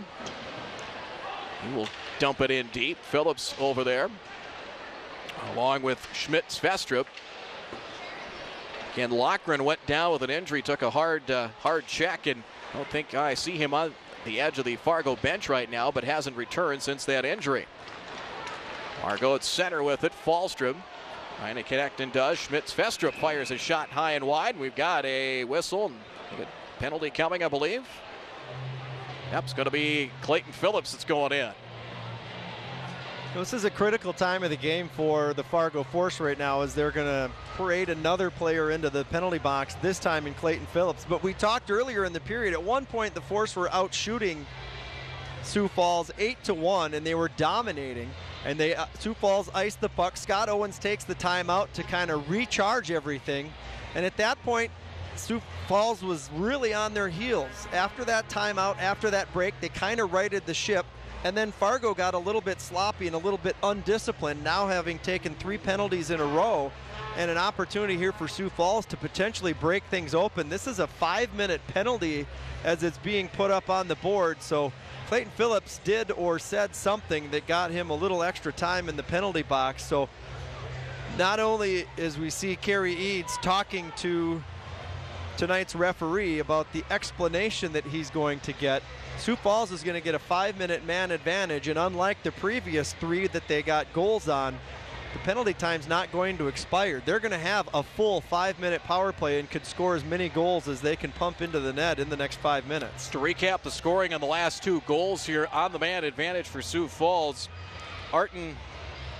Ivan Yuzhenkov getting the goal at 8:34. Nolan Walker and Christian Acosta the assists. And on the last goal, Adam Daw the rebound goal. Jack St. Ivani gets the assist. And there goes Clayton Phillips headed to the locker room. Dante Sheriff is going to serve that penalty. So a 5-minute penalty here against Clayton Phillips. So I would imagine some kind of unsportsmanlike conduct call, and a little bit more, but Sheriff's going to serve that penalty. Well, and when the penalty was called, Phillips was either just going onto the bench or was already on the bench. So you have to wonder what it was that happened. Of course, it was behind the play since he was at the bench, but obviously something egregious enough to excuse him from the game.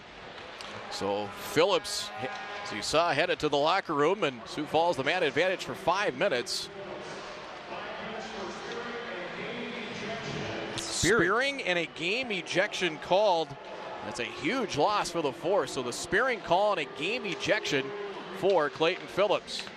Meantime, Walker passed behind. Walker couldn't control. So the Force penalty killers going to be busy. 4.5 minutes to go on that penalty to Phillips.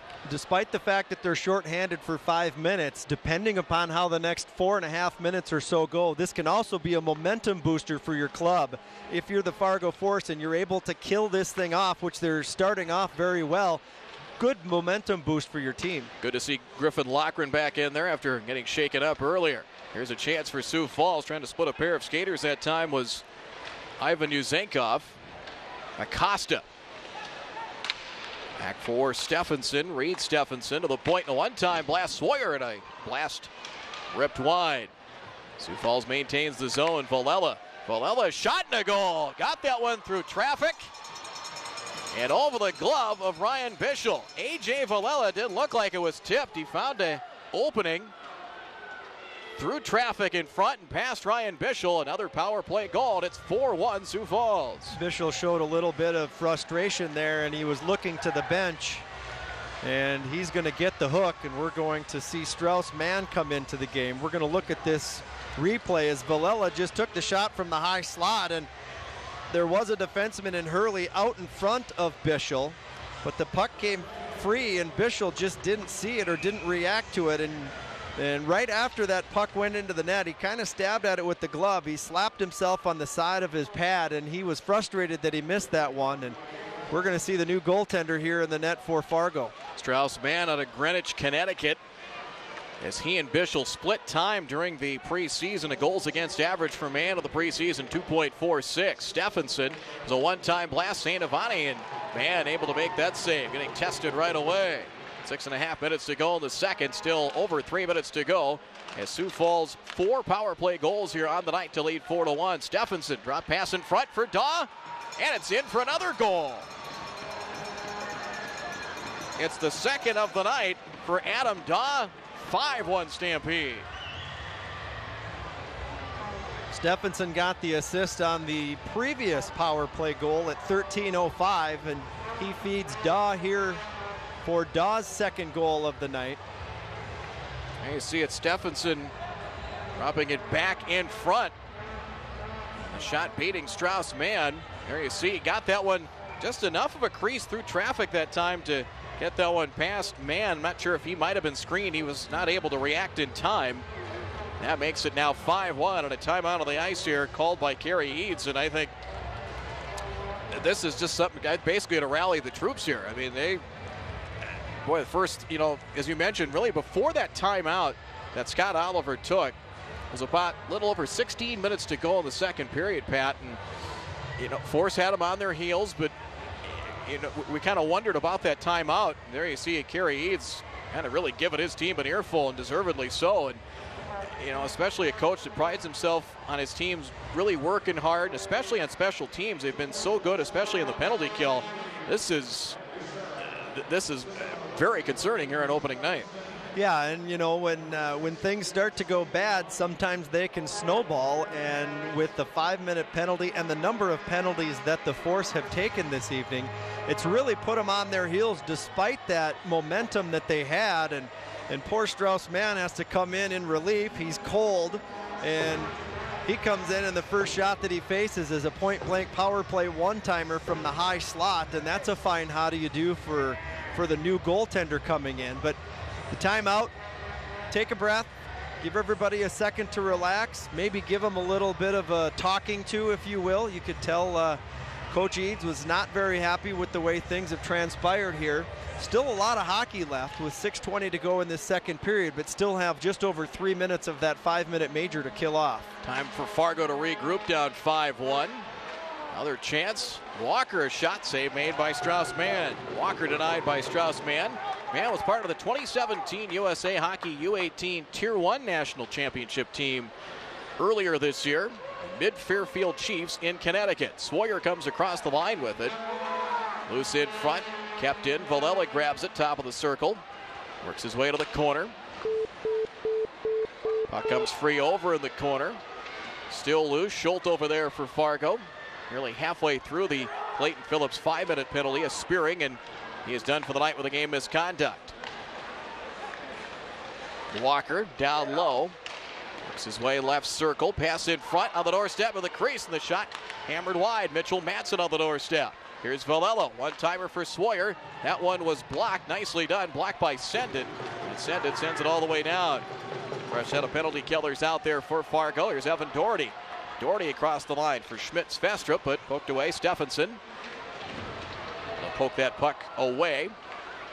And Sioux Falls start the power play rush up ice once again. Here come the Stampede across the line. Puck over the corner with it. Over there, Carson Dimoff for Sioux Falls. Fargo clears it all the way down. Under 5 minutes to go in the period, down to minute 42 on the power play. All 5 goals in the man advantage here tonight for the Sioux Falls Stampede. Across the line with it, Dimoff. Kirill Panyakov couldn't find the puck, and Farce will shoot it and all the way down. Lochran hustling after it. Burton comes way out of the cage as the crowd trying to encourage the home team on here. The linesman had to hit the deck with that puck going off the glass. Unfortunately, I think that might be one of the biggest cheers the Force have garnered here in the second period. Panyakov behind the net now for Stephenson. Stephenson works his way right circle. Now over to the corner with it. Farmer tips over the Sioux Falls skater, goes down himself. Green. Now for Swoyer. Loose and poked away. Nice job by Brian Hurley. He'll send it all the way down. 48 to go on the Sioux Falls power play. Has to neutralize. And here near side, Van Wy just off the bench trying to get there. Acosta will send it across ice. Sendin grabs it for Fargo. Taken off the play that time. Poke check by Colin Swoyer. Lucas Bro down the near side board. Force skater draped to him. It's action now to the Sioux Falls offensive zone for just an instant. And Fargo will clear it and all the way down. St. Ivany will play it. Van Wy back in the penalty kill along with Hebert for Fargo. St. Ivany with it. Now to 10 seconds to go on the power play. Comes across the line. He gets tipped over, knocked down. Genuine will play it for Fargo. See if things with a 5-1 advantage. Here's a giveaway and a quick shot save made by Strauss-Mann, and the penalty finally comes to a halt. As Ivan Yuzenkov grabbed that loose puck and about a half a turn and wheeled and fired, and Strauss-Mann was ready for it and made the play. A stoppage with 3:04 to go in the second. Giveaway in your own zone, always a tense moment for a goaltender, and Mann was positioned well and reacted quickly to that shot that came in on him there. at the end of that power play. So we're back to 5-on-5. 3 minutes and change to go in this second period. A little momentum booster here if they can pot one before the break. Kennedy and Sheriff over there for Fargo. Loose at the blue line. Nelson cannot play it, and offside the call. That scrum, a couple of skaters each side right around the blue line. You see that's pretty common, so you get that offside call with 2:53 left. You trade the puck back and forth over the line several times like that. Your momentum is tough to change when you're on the ice.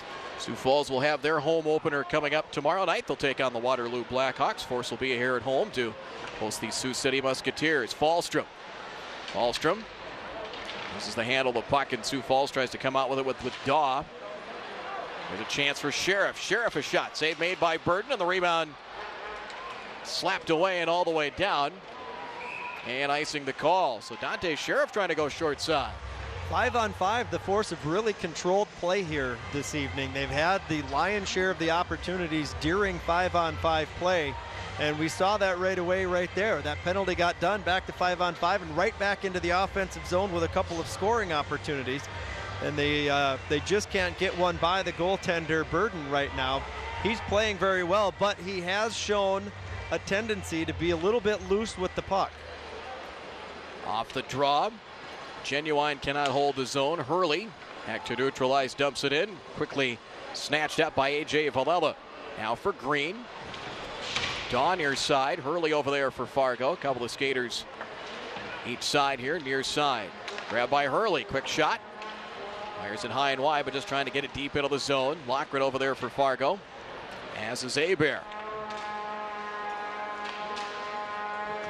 Delayed offside called and then quickly waved off. Loose through center. Hurley and to push it up ice for Lochran. Hurley got knocked down, pokes it away from Daw. Lochran, Hebert, Genuine cutting down the slot. Defender hanging on him. Loose and a giveaway taken by the Stampede. Garcia comes across the line. Past Hebert. Another Force defender pokes it away. Nicely done that time by Fargo. And Ty Farmer doing the honors. Puck rings around over to the far side. Under 90 seconds to go, second period. Pass off the boards, trying to grab it. Getting on the run is Reichenbacher. Now for the corner, along the wall near side. DeNaples able to hold it in for the Stampede. Out of the corner, pass in front. Standing on his attempt in the slot that time, but the doorstep was Walker. Puck back to neutral ice. DeNaples now at the blue line. So we're at 1 minute to go in the second period. Long breakout pass. Fargo trying to control. Send in at center. Taking off the near side wall. Doherty. He's checked. Takes a hit from a couple of different Sioux Falls skaters, and out come the Stampede with it. They'll dump it in deep. Schultz back over there, along with Matt Kessel for Fargo. Sendin. Pass at center. Doherty. Sendin trying to grab that loose puck. An offside call. Looked like Sendin was just ahead of the puck. Puck was coming to him initially, but it got redirected, and by doing so didn't get across the line as quickly as Sendin thought that it would, and so he was a stride ahead of the line before the biscuit. And we'll get the face-off here at center ice with about a half a minute to play as we look at Sioux Falls starting goaltender Burden, who's played well. He's kicked out 20 shots tonight. Shots on goal have leveled out here in the second period, Pat. Now 12-11 in favor of Fargo. Fargo with that edge, 21-18. It's in the final seconds here of the second period. At center, puck comes all the way through, hustling after it. Jonathan McDonald, and there's icing the call. 22.3 seconds to go here in the second period.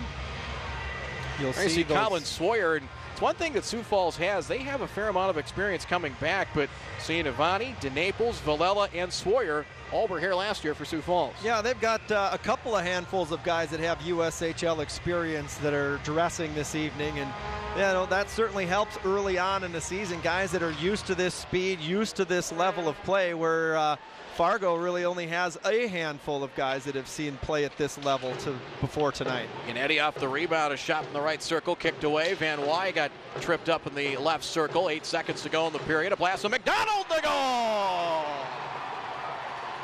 McDonald got it back at the blue line, and a blast past Burden in the final seconds. 5.6 to go in the second. The force needed a jump start, and McDonald may have provided it. 5-2 Sioux Falls. And Burden couldn't handle that one, but I think a lot of it is because of the guy out at the high slot. Panyakov went down, and the way he went down, and it was tipped out in front too, as you can see. Panyakov did a good job trying to get in front of that one, and the way he went down, it looked like it wouldn't get through, and then it got tipped out in front. McDonald took the original shot. I think it might have been Ryan Savage that tipped it in. We'll wait for the announcement. McDonald with the shot, so if he doesn't get a goal, he'll be credited with an assist. It's 5-2 now in favor of Sioux Falls as the second period comes to a halt. End of the second period. Shots on goal in the second period, 14 for Fargo compared to 11 for Sioux Falls.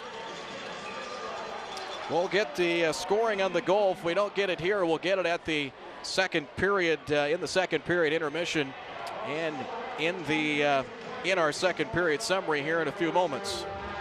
So 5-2 your score. Sioux Falls getting 4 goals, all on the power play in the span of a little over 5 minutes. I believe Schmidt-Svestrup may have gotten an assist on that one. If McDonald was not the one that got the goal, he would get a second assist on that one, and it'll all come out. It'll all be based upon who got that puck out in front. All right, we will send things down ice as Alec, a chance to visit with Coach Eads. Actually, at Force fans, I'm here with Coach Rosendahl. Now, Coach, obviously we want to do a better job of staying out of the box here in the third period. But after that late period goal, are there some positive things we can build upon bringing us into the next period? Absolutely. I thought we had a good start to the period, and then, like you said, a little bit undisciplined play on our part. And it's a really good hockey team over there. So if you give them time and space on the power play, they're going to make plays. But like you said, we had a good last 5 minutes there, and we have a lot of belief in our group, and we'll come out and see what we can do in the third. Great. Thanks, Coach. Back up to you guys. All right, thank you much. As just getting the scoring on the last goal there with you guys started really early on the chuck puck. The time of the goal on that one. Jonathan McDonald is credited with the goal. They will give the assist, the first assist to Garrett Van Wy, so his second point of the night. And Jacob Schmidt-Svestrup will get the second assist on that. So McDonald from Van Wy and Schmidt-Svestrup at 19:55 of the second period. Still a long ways to go here for Fargo, Pat, but you need one to get it started, and we'll see if they can regroup and come out firing for the third period.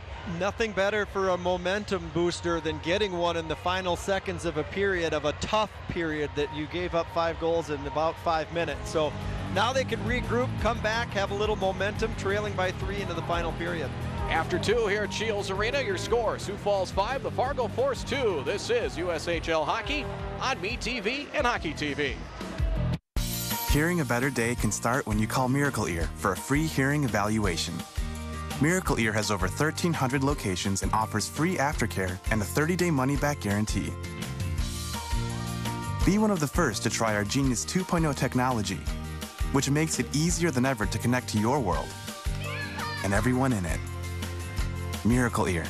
Hear a better day. Schedule your free hearing evaluation today and try before you buy. Tobolt Seed, family owned and operated for over 88 years. How do you stay in business that long? Hard work and integrity. We grow, process, and sell wheat, barley, oats, and Thunder Seed Roundup Ready 2 soybeans, Extend soybeans, Liberty Link soybeans, and Thunder Seed corn. Tobolt Seed offers the latest in seed cleaning technology to ensure your crop's full potential. Tobolt Seed also contracts, produces, and supplies the finest quality non-GMO soybeans to food manufacturers around the globe. Tobolt Seed. Grow with us. Hi, I'm Nicole, family nurse practitioner at Medical Weight Loss Specialist. My first experience at our clinic was as a patient. I understand what it's like to call and ask for help. I lost 30 pounds in 6 months and have kept the weight off for nearly 4 years. The health benefits of my new nutritional lifestyle are the true reward. I love watching patients become healthier as they realize that nutrition really is the best medicine. We're the team at Medical Weight Loss Specialist. Get to know us. It's time again to cheer for your favorite team. And at a cutting-edge gallery of jewelry, we have your team colors. Beautiful diamonds and colored gemstones that shine with amazing brilliance. We specialize in green and gold, but at a cutting edge, we can create a beautiful sparkling piece of jewelry from any of your favorite team colors. The most beautiful, original, and stunning pieces of jewelry can only be found at a cutting edge 4507 33rd Avenue South right here in Fargo. If your heating system is more than 15 years old, that old furnace may be draining your bank account. At Precision, our signature heating systems will improve your home's efficiency and cost less than national name brands. Every Precision signature furnace comes with a 10-year parts and labor warranty. That means if anything goes wrong with your heating system, it costs you nothing. We believe in it so much, we put our name on it. Make the right decision. Call Precision. Good evening, everyone, and thanks for joining us. I'm Melanie Palmer. The Radisson Hotel in downtown Fargo was under a couple-hour lockdown this morning. Witnesses say a suicidal man in one of the rooms with a gun. Fargo police were able to get the man out of the room peacefully. He was taken to a nearby hospital for evaluation. A 21-year-old man is dead after a grain elevator accident. It happened about 4 yesterday afternoon at the Wheaton-Dumont Co-op in Tenney. That's in Wilkin County, Minnesota. Sheriff's officials say 3 crew members were working on a platform when one of them fell off. The victim was an employee of Gateway Building Systems out of Fergus Falls. His name has not been released. Police in Grand Forks are investigating an early morning robbery. It happened about 5 this morning on the 700 block of 43rd Street North. The victim says he was confronted by a man wearing a ski mask and demanding money. The victim handed the suspect some cash and the guy took off. Police are looking for a white man about 5'7". He was wearing a bulky coat, black face mask, and a black hoodie sweatshirt. Call Grand Forks Police if you know anything about the holdup. The Trump administration is allowing more employers to opt out of providing no-cost birth control to women. Today, the administration issued a revision to Obamacare rules that require most companies to provide birth control as preventative care. The change expands a religious exemption that previously only applied to houses of worship, religiously affiliated nonprofit groups, and closely held private companies. All right, we have a quick look at our weather as well, and we started out our temperatures this morning very cold. In fact, some 20s out there in Beltrami County, 27 in Bemidji, 31 Baudette, 37 the low temperature this morning in the Devil's Lake Basin. Hey, we were freezing in Grand Forks to start the day, and we held above that reading in the FM area starting out at 34 degrees. We did see some sun, not much wind, and things fared pretty nice in the afternoon with highs in the 60s from the Red River and points west and a lot of 50s across northwest Minnesota. Here is a peek at tomorrow. We're talking about some windy conditions expected. Already the National Weather Service issuing a wind advisory for much of western and central North Dakota. This does include our viewers out in the Jamestown to Ellendale area. And it's likely we're going to see some very strong gusts over 40 miles per hour here in the Red River Valley, particularly the eastern third of North Dakota as well. It'll be breezy in Lakes Country, but those trees have a habit of slowing down the winds. So a gusty Saturday is in the offing. Here's what we're looking at in your hour-by-hour forecast as we head through the late evening hours. We're going to see any clouds slip off to the east, so it'll be mostly clear as we head into the evening. And as you're heading home or outdoors tonight, a light and variable wind. But as we go through the overnight, we're going to see temperatures fall, but not nearly as cold as we've been. In fact, it'll be milder out to the west as the wind picks up a little bit. That wind acts to stir the atmosphere up, keeping us from getting too cold. The coldest readings will be far out to the east as that cold air mass slides out in that general direction. So Wadena, Hubbard County in the Park Rapids area, maybe even Bemidji again, some patchy areas of frost possible for you, but the rest of us will start out our weekend a little bit milder. Here comes the winds, though. By mid-morning, our western counties particularly will start seeing gusts over 35 miles per hour. And as we go into the afternoon, it will be sunny across the board. Now, these winds coming from the westerly direction are going to be quite warm. And in the afternoon, we'll see temperatures leap up into the low 70s and mid and upper 60s for many of us. Even in Lakes Country, if you're heading through Minnesota to catch some of the leaves, if they're not blown off the trees, we're going to see 65 to 70 degrees there for a fair afternoon, albeit quite gusty. Our winds after sunset will taper off a little bit, but it looks to be another breezy night with an increasing amount of clouds for our western counties. So a look at your forecast then. 45 with a south wind to start the day. Gusts over 40 miles per hour through the afternoon and early evening hours. Fargo's temperature peaking at 71 degrees. Elsewhere, we'll see a lot of upper 60s across the region. And in Minnesota, mid-60s as a rule for peak temperatures in your afternoon. As we head into Sunday, those clouds will spread across the region, and we're talking about temperatures that won't be quite as warm. It'll be breezy, but not nearly as gusty. Probably the better of the 2 weekend days when it comes to wind conditions. These guys just enjoying some beautiful weather at Lake Lida. Thanks, Jan, for uploading that forecast. Planning forecast shows our weekend. We'll see cooling conditions. We've removed the precipitation for Monday into Tuesday, but still quite chilly with patchy frost possible in the early part of our work week. And it looks like people are going to have to hold on to their hats tomorrow with all that wind. That's a good idea, Melanie. Yeah, thanks for joining us with Valley News Live. Let's get you back to the game. Are you happy with your bathroom? I wasn't. I thought I didn't have the money until I learned about Bath Fitter. Bath Fitter puts a new bathtub right over your old one. Isn't that amazing? Bath Fitter will measure and install right over your existing tub. And only Bath Fitter has seamless walls, which guarantees a watertight fit. Plus, they do it all in just one day. That's my favorite part. Book a free consultation and find out for yourself. Call today or learn more at bathfitternow.com. Hearing a better day can start when you call Miracle Ear for a free hearing evaluation. Miracle Ear has over 1,300 locations and offers free aftercare and a 30-day money-back guarantee. Be one of the first to try our Genius 2.0 technology, which makes it easier than ever to connect to your world and everyone in it. Miracle Ear. Hear a better day. Schedule your free hearing evaluation today and try before you buy. For years, we've been telling you how you never have to wait for a sale to get the lowest possible price here at Zimmerman's. It's all about you. You don't have to wait for a sale to save money at Zimmerman's. Like this beautiful sectional for $18.86, or these rocker recliners for just $2.69 each, or this beautiful sofa for only $6.58. These prices are every day. So come in and see for yourself. And remember, Zimmerman's will always save you money. It's time again to cheer for your favorite team. And at a cutting-edge gallery of jewelry, we have your team colors. Beautiful diamonds and colored gemstones that shine with amazing brilliance. We specialize in green and gold, but at a cutting edge, we can create a beautiful sparkling piece of jewelry from any of your favorite team colors. The most beautiful, original, and stunning pieces of jewelry can only be found at a cutting edge, 4507 33rd Avenue South, right here in Fargo. To achieve more beautiful skin, look to Lexley, the leading aloe vera skincare line, physician formulated in North Dakota and trusted by skincare experts worldwide. Visit LexleyFargo.com. Valley News Live can provide your business a marketing plan with affordable frequency. On TV and online, your customers won't need to go searching for you. You'll already be conveniently right in front of them. Discover the power of impact. Valley News Live can provide your business a marketing plan with affordable frequency.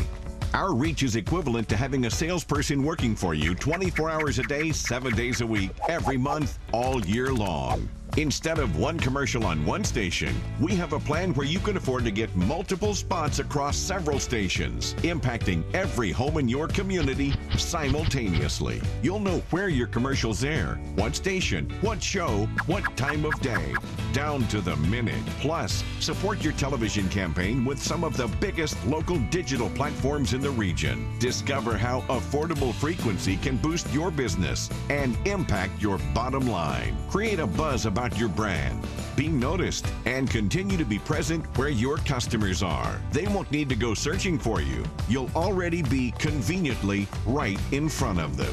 Let the affordable frequency plan make an impact for you.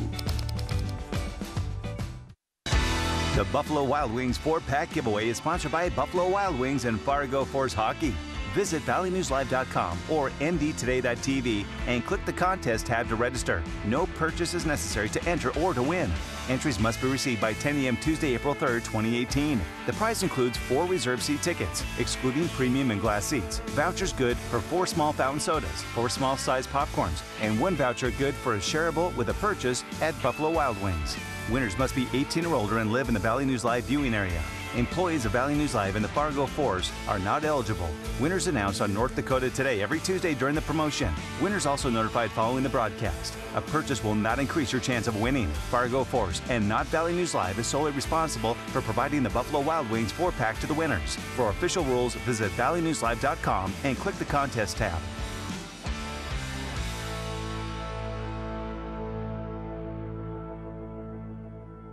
The Valley News Live News app. Take it with you wherever you go and watch us when it fits your schedule. The news app is loaded with useful information and lots of topics so you can choose what's important to you. Local and national headlines, shows on demand. Check out the latest forecast or find a recipe to help you figure out dinner. There's scam alerts and health stories. Easy to use and always free. The Valley News Live News app. The Valley News Live VIP Fargo Force Suite Night Experience is sponsored in part by Fargo Force and Fargo CW. No purchase is necessary to enter or to win. A purchase will not increase your chance of winning. You could be a guest in the Valley News Live Suite at the Fargo Force game Saturday, November 4th. Two winners will get 2 tickets to join the VNL crew, eat a few snacks, and experience the night of hockey. Tickets are only good for the Saturday, November 4th game and cannot be traded or redeemed for other nights. You must be at least 18 years old and live within the KVLY viewing area. Employees of KVLY, Shields Arena, and the Fargo Force are not eligible. The game on Saturday, November 4th is scheduled to begin at 7:05 p.m. For official rules, visit valleynewslive.com or ndtoday.tv and click the contest tab.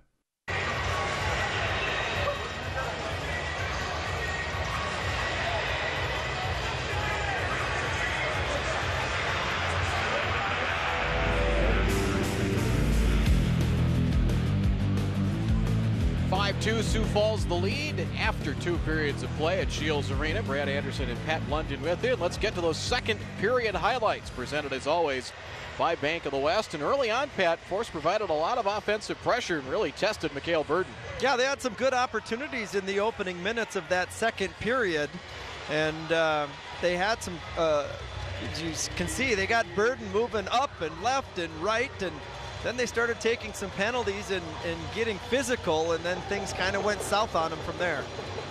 Sioux Falls took the lead. There you see the one-timer from Arten Ivan-Nuzenkov, which gave Sioux Falls a 2-1 lead. 5 power play goals on the night. A rebound goal. Adam Daw, first of 2 goals in the second period for Daw. There you see him hammering home the rebound pass, Bischel, to make it 3-1. And then A.J. Villela from the point, a blast that chased Ryan Bischel. He left for the night. Strauss Mann came in, and Mann was tested right away. That one-timer and that blast from Ivan-Nuzenkov. With the Force in the final seconds of the period, Jonathan McDonald was credited with the goal. As there you see, Brian Savage got credited with 1 assist. As kind of wondered if they might have given Savage the goal in that one, but it was McDonald from Savage and Schmitz-Festrup, as that puts the wraps on our second period highlights. And we're back here at Shields Arena, Sanford Athletic Park, and well, 1 period to go here, Pat. And they've got to try and see if they can get one here in probably the first 3-4 minutes to try and get this one within range. Yeah, you get one with 5-point-whatever seconds left in the second period to give yourself some momentum after what was really a disastrous second period with all the power play goals that Sioux Falls scored. You mentioned they're 5 out of 5 with the man advantage tonight, but the goal late, 20 minutes left in regulation, and they had some time to think about it in the break, so it'll be real curious to see the first minute or 2 of this period, how they come out. Third period is underway, and Fargo will bring the line out. Drobot along Cameron Gannetti on defense. As here come the Force with it. Savage, full head of steam. Down the right wing board. Savage, nice job to hustle back. Mitchell Matson for Sioux Falls. McDonald a blast from the point. As Dante Sheriff nearly redirected it home. As the Naples with it for Sioux Falls. Off the official. Taken out by Matson. Matson, long pass didn't connect with Panyakov, and all the way down and icing the call. So scoring on the Sioux Falls goals Ivan Yuzenkov from Walker and Acosta. That was the first goal at 8:34. Daw from St. Ivani at 10:46 made it 3-1. Villela from Stephenson at 13:05 of the second made it 4-1. Then Daw from Stephenson and St. Ivani to make it 5-1. McDonald from Savage and Schmidt-Svestrup made it a 5-2 game. So for Fargo, 5 different players getting 1 point so far in the night. Daw a pair of goals, Stephenson a pair of assists, St. Ivani a pair of assists as well for Sioux Falls. His skater went down, Lochran able to try and get a shot on goal from the slot as he was down to the ice. Along the wall near side, back to neutral ice it goes. Genuine, Schultz, Farmer out there along with Hebert on the ice for Fargo. Opening night, 10th season of Fargo Force hockey here at Shields Arena at Sanford Athletic Park. Final game of the weekend homestand with Sioux City tomorrow night here at Shields Arena, 7:10. The opening drop of the puck. Sioux Falls with it. Acosta got the first goal of the night, sends it into the crease, kicked away by Mans. Shot attempt deflected high and kept out by Fargo. 4-on-3 as Hebert will chase after it. And over there by Sawyer, Force able to maintain the zone. Pass in front, Lochran a shot, save made. Loose in the slot, batted around and rolls back out to neutral ice, and carrying it into the zone comes Nolan Walker. Sends it in deep. Farmer with a nice check. Schultz grabs the loose puck behind the net. Sioux Falls takes the opportunity to change up skaters. Shot from neutral ice, steered aside by Strauss-Mann. Mann giving up one of the 5 goals tonight in relief of Ryan Bischel. Mann in the preseason, 2.46 goals against average. As he and Bischel played just about even. As far as minutes go, 121 minutes in the preseason for Bischel, 122 for Strauss-Mann. Save percentage for Strauss-Mann, 90.4%. Puck out of play, and face-off will be coming here. A little over 2 minutes into this third period, 5-2 in favor of the Stampede. Bischel played just over 33 minutes in the game, giving up 4 goals. We don't have the stats updated with the number of saves that he made in his time in the game. Falstrom on the draw for the Force. Sioux Falls to play it. Green along the walls. They try to break out with it. Back to neutral ice. Hurley at center. Falstrom runs into his teammate Schmidt-Svestrup. And Naples will play it. The Sioux Falls defensive zone. Errant pass. Daw trying to maintain it. Fargo grabs it and flipping it into the zone that time. Ben Myers.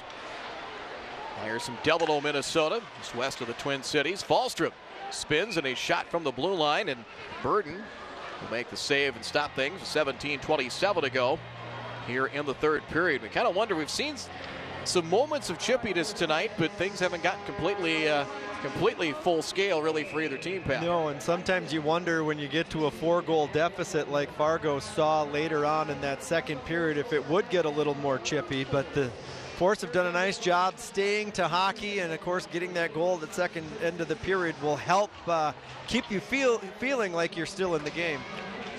Force without question have to get the first goal here to try and battle back. Sheriff far side takes the check. Drobot over there, as is Hurley. Puck comes to the near side. As Carson Dimoff to play it back to neutral ice. McDonald retreating. He and Gennady, the defensive pairing out there. Sheriff from center sends it in deep, steered aside by Burton over to the far side wall, carried out by Sioux Falls. Mitchell Matson taken off the play by Sheriff, as we will have a penalty coming. It'll be against the Stampede. It's going to be a signaled high sticking. It'll be against Mitchell Matson from Grand Rapids, Minnesota. Draft pick of the Calgary Flames, who will play collegiately about an hour or so up to the north at the University of North Dakota. Matson's in, and the Force have themselves a power play. High sticking the call at 3:15 of the third. Referee Michael Menard going over to the Fargo bench to talk to head coach and general manager Kerry Eads before that man Matson went into the penalty box. And you can see behind the play as Sheriff was trying to keep the puck in the zone. Matson caught him right in the grill with that stick as he tried lifting his stick up, and a common infraction, but one that you got to keep the stick down because of the injuries. Puck deflected. Gennady holds it in. Got to have it power play here for Fargo. Hurley, pass deflected. Nice job. Stephenson gets a stick on it. Gets into the passing lane, tips it free, and all the way down, and Fargo will have to reset here on the power play. And at 36 to go, the man advantage. Carrying it in, Hebert veers his way into the left circle. Just trying to send it back out of the point. Hurley for Gennady. Pass didn't connect, but held in. Deflected out. Hurley a blast into traffic. Genuine was camped to the doorstep, and Sioux Falls clears it all the way down. They had Genuine camped in front, maybe looking for a tip or a rebound, but Sioux Falls able to clear it. It's important for the defenseman when he takes that shot from the blue line to keep it down so your guys out in front causing havoc in front of the goaltender can get in front of it or get a tip. Bouncing puck into the slot, a shot, and save made. Cradling it on the save, juggling save, but Burden able to hang on it. It would have been a hand pass as soon as that puck left the stick. The whistle blew and the force whistled for a hand pass, so this faceoff's going to come outside the zone. Yep, official signaling that. The faceoff will be outside the Sioux Falls defensive zone. William Falstrom along with Myers and Schmitz-Vestrup on the power play. Kessel, Ty Farmer on defense, and Farmer shoots it in. Cut off by Burden before it could ring around and all the way down. And a long pass did not connect with Stephenson all the way down. You can see the way Burden handles the puck, why he had 3 assists last year, can't you? He likes to shoot the puck. Pass, here comes Schmitz-Vestrup. Works his way in left circle, backhanded shot, and Burden makes the chest save, able to cradle it with a Stampede logo on his sweater. And we'll stop it with 40 seconds to go on the power play. And you have Burden, I don't want to say reckless, Pat, but freewheeling as a goaltender and how he sends the puck around. I think he toes that reckless line, though. There have been a couple of times tonight where it looks like he's going to get himself in a world of trouble, but here we see Schmitz-Vestrup with an opportunity, and we've seen the Force try and string things out a little bit tonight and create some breakaway opportunities, but Schmitz-Vestrup just backhanded it right up into the goaltender. Off the draw, Sioux Falls clears it all the way down. Strauss-Mann will leave it for Hurley. Hurley and Gennady on defense in the power play unit here for Fargo. Genuine carries it in, leaves it back for Gennady. Gennady centering pass, nobody home to get it. Lockrit for Hurley. Hurley, shot deflected, back out. Hebert, cross ice, deflected towards the net, off the stick of one of the Sioux Falls defensemen, looked like DeNaples, and basically went in a beeline to the crease where it was covered up by Burden. 9 seconds to go on the power play. As the power play line out there for Fargo, it'll be Sheriff along with Savage and A.J. Drobot. Again, Clayton Phillips, the 5-minute spearing call in a game ejects into the second period, so the Force are down 1 on defense and one of their better defenders, if not their best. Farmer has deflected, loose as Sawyer sends it high up the far side glass, and we're back to 5-on-5 hockey. Here comes Fargo with it. Savage, bad angle shot, steered away, and is sent back towards the crease area where it was covered up by Burden, and a timeout of the ice with 14:39 to go in the third period. You know, we talk about this being the 10th season of USHL hockey here for the Fargo Force. You know, the NHL season kicked off earlier this week. There's 128 players that made opening night rosters in the NHL that played in the USHL in rinks like Shields Arena here, and 5 of those have played for the Force, and it was kind of fun last night. Locally here in the Fargo market, the LA Kings were playing host to the Philadelphia Flyers, and 2 former Force players were in that game last night. Johnny Brodzinski, who was here from 2011 season, and Alex Iafallo, who just finished up his collegiate career last season at UMD, playing in the national championship game. He started last night on a line with in the top line for the LA Kings. Luke Witkowski for the Red Wings. Nate Schmidt is getting his first taste of expansion hockey tonight as he was picked up in that expansion draft by the Vegas Golden Knights. They start their first ever season tonight. And Tanner Caro, who was here in 2010, he was part of that Blackhawks 10-1 win over the Stanley Cup defending champion. So USHL, a great breeding ground for the NHL, and there's 128 guys playing in the bigs right now that have had this experience that we're watching tonight. It's probably, and I would say probably the best feeder program for college hockey, for Division I college hockey. And you know, Paul Washy, who played here last year, got a goal tonight for Western Michigan. Blake Lazat, a standout here for Fargo, and a hat trick last week for St. Cloud State. So it's basically the next stop to college hockey, and on to the onto the pros for some of these guys. And all 24 Force players on the roster last year were Division I commits, and 18 of those have moved on to their NHL or to their NCAA career. Doherty, well, it looks like he's ready to mix it up with Sawyer, and officials try to come in and separate them. There you see Madsen joining the fray as well. You could see it behind the play, Pat, where Doherty and Sawyer had enough with each other, and I think one of the linesmen, I think, was keeping close eye on that, and they've yet to get everybody separated. Well, and as it ended up, when Doherty dropped his stick to go after the Sioux Falls player, there were actually two of them in there. So Doherty even went in there despite the fact that he was outnumbered. There you see a close look at Colin Sawyer. As players separated, Doherty's going to go in. I'd imagine Sawyer will as well. You see Evan Doherty headed into the box, or is he going to be the only one? Looks like it's going to be just Doherty that goes in. They're going to take.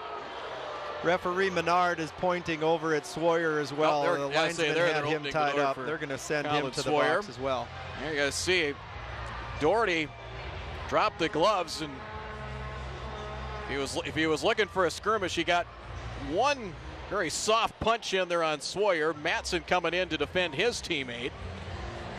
And then the officials able to come in and eventually get everybody separated, and that skirmish came to a halt. So Sawyer and Doherty both go into the penalty box for their respective squads. Michael Menard, the referee tonight, talking to the captains of the respective teams. Senden for the Force and DeNaples for the Stampede, and explaining to them what is going to come of this. And what's going to come of this is a couple of guys are going to sit in the penalty box for 2 minutes, and we're going to continue with 5-on-5 hockey. Quick check of some scores around the USHL tonight. 13.5 minutes to go in the third period. Chicago leading at Dubuque 5-2, so the defending USHL Clark Cup champion Steel off to a fast start. 7 minutes to go in the third. Green Bay at home leading Cedar Rapids 2-0. Des Moines in the third period, a 5-1 lead on Madison. Tri-City and Omaha are tied at 1. 12 minutes to go in the third period. Myers with it for Fargo. Taking off the puck. Schultz, like roughing the call on both Doherty and Sawyer. So they'll be in for 2 minutes. Fargo dumps it in deep. Burden push it along the near side wall. Corson Green now for DeNaples. Off the body of one of the four skaters, and now carrying it out are the Stampede. Stephenson cannot control. It's taken there by Ty Farmer for Fargo. You can see the players in the penalty box on the far side. They're still having a discussion despite the fact that they're 30 seconds into their penalty times. Icing the call. Also on the USHL scoreboard, Muskegon and Lincoln scoreless. 4.5 minutes to go in the second period. The first night of regular season play. They pushed the start of the regular season back 2 weeks. We were usually squeezing in a game or two in the month of September in the past, but this first weekend in October, the lid lifter for the 2017-2018 United States Hockey League season. Falstrom trying to chase after that puck. Vertinen. Falstrom and Vertinen tied up. Back to the point. Along the far side wall. Walker trying to control. Now Vertinen. Vertinen can't find the handle of it. Savage. Savage goes down, trying to quickly pop back up. Is racing back to get it. Matt Corsia returning this year for Sioux Falls. Played with them a year ago. Hurley for Farmer. Pass beyond Savage, intercepted. As sent in deep by Antti Vertinen. Savage pushes it back to neutral ice, where it's played by Corson Green. Shots on goal in the period. 7-3 in favor of Fargo. No scoring yet. 5-2 in favor of Sioux Falls. Of course, try to break out with it. Here comes Fargo with A.J. Drobot. Drobot in the high slot. Shot save made. Rebound on the table, but nobody in a home sweater could grab it. Dante Sheriff back to the point. Kessel, the drive. Tipped by Savage. Tried to redirect it towards the net. DeNaples takes the hit from Savage. Over to the corner with it. Another hit by Sheriff, and Sioux Falls sends it to neutral ice and all the way down. Force have the advantage in the shots on goal, but so many of them have been from the perimeter or from a low angle. They haven't been able to get into those high percentage scoring zones other than that Schmidt-Svestrup partial breakaway earlier. Across the line, Lochran for Genuine. Stumbled as the puck was arriving. Couldn't get a shot off. So he had an opportunity from the slot. Hebert as Fargo keeps it in. Attempt blocked by Sioux Falls. Back to neutral ice it goes. Near side. That one goes between the benches and out of play. That's a really good point. One, they haven't shot some good angles, or as you mentioned, the perimeter, and it hasn't allowed for quality rebound attempts. And when the rebound attempts have been there, that second skater hasn't been in position to get after it and fire a quick shot. Bouncing puck, being tied up, having his stick tied up, and part of that is because the Stampede have done a nice job clearing those lanes in front of Burden. The Force aren't able to get a guy close to the net, even if a rebound were to come out. Valella the big hit on Van Wy, backhanded shot saved by Burden and flipped over the blue line, high into the air and all the way down. Fargo at their blue line to play it. Van Wy with it. Van Wy down the far side, tied up with DeNaples. Dimoff trailing the play for Sioux Falls. Along the wall near side it goes, and Dimoff will carry it out to center. Comes across the line. Trying to get around the Force skater. Cameron Gannetti, big hit there. Schultz with a big check on the Sioux Falls skater. Out come the Force with it. Sendon comes across the line. Is Van Wy with him? Pass for Van Wy, couldn't connect. He came cutting down the slot. Farmer's shot blocked. And Dimoff will carry it off for the Stampede. Paul DeNaples, the captain and defenseman for Sioux Falls, just got enough of Van Wy's stick so he couldn't control that pass when it came in. And I think the Force are going to go on the power play again. Sioux Falls may be getting whistled for an extra man on the ice. Yeah, I think that may be the case, as the officials signaling for somebody. Somebody's got to go in, and I think it was on that line change is where the too many men on the ice call, or will they? Well, maybe not. I'm confused. It's like they were signaling somebody to the penalty box, but that may not be the case. Maybe it's the, okay. I don't know. I'm lost. Falstrom will take the draw. Quick shot, blocked. Schmidt-Svestrup right off the draw, but blocked over to the corner.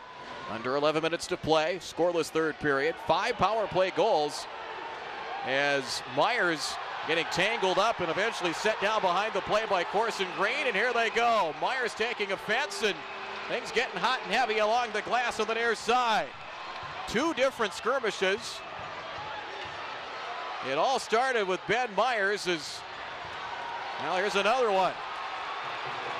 And we're going to have ourselves a skirmish. Corsia and Schmidt-Svestrup, and Corsia and Schmidt-Svestrup locked up. Corsia getting several right-handed shots in there. They're just going to let them duke it out. Meantime, Green's headed to the penalty box. The officials getting ready to put a stop to this. Matt Corsia for Sioux Falls winning this battle against Jacob Schmidt-Svestrup. Now Jacob coming in with the left hand a few times. And now the officials will come in and separate them, but boy, they each got several shots in. Corsia got the first few with the right hand, and a last-ditch attempt by Schmidt-Svestrup. He's headed to the locker room. Meantime, this isn't over yet. Now the officials are trying to get everybody separated and calmed down. Schultz is going to be guided to the penalty box as well. This will take a couple minutes to sort out.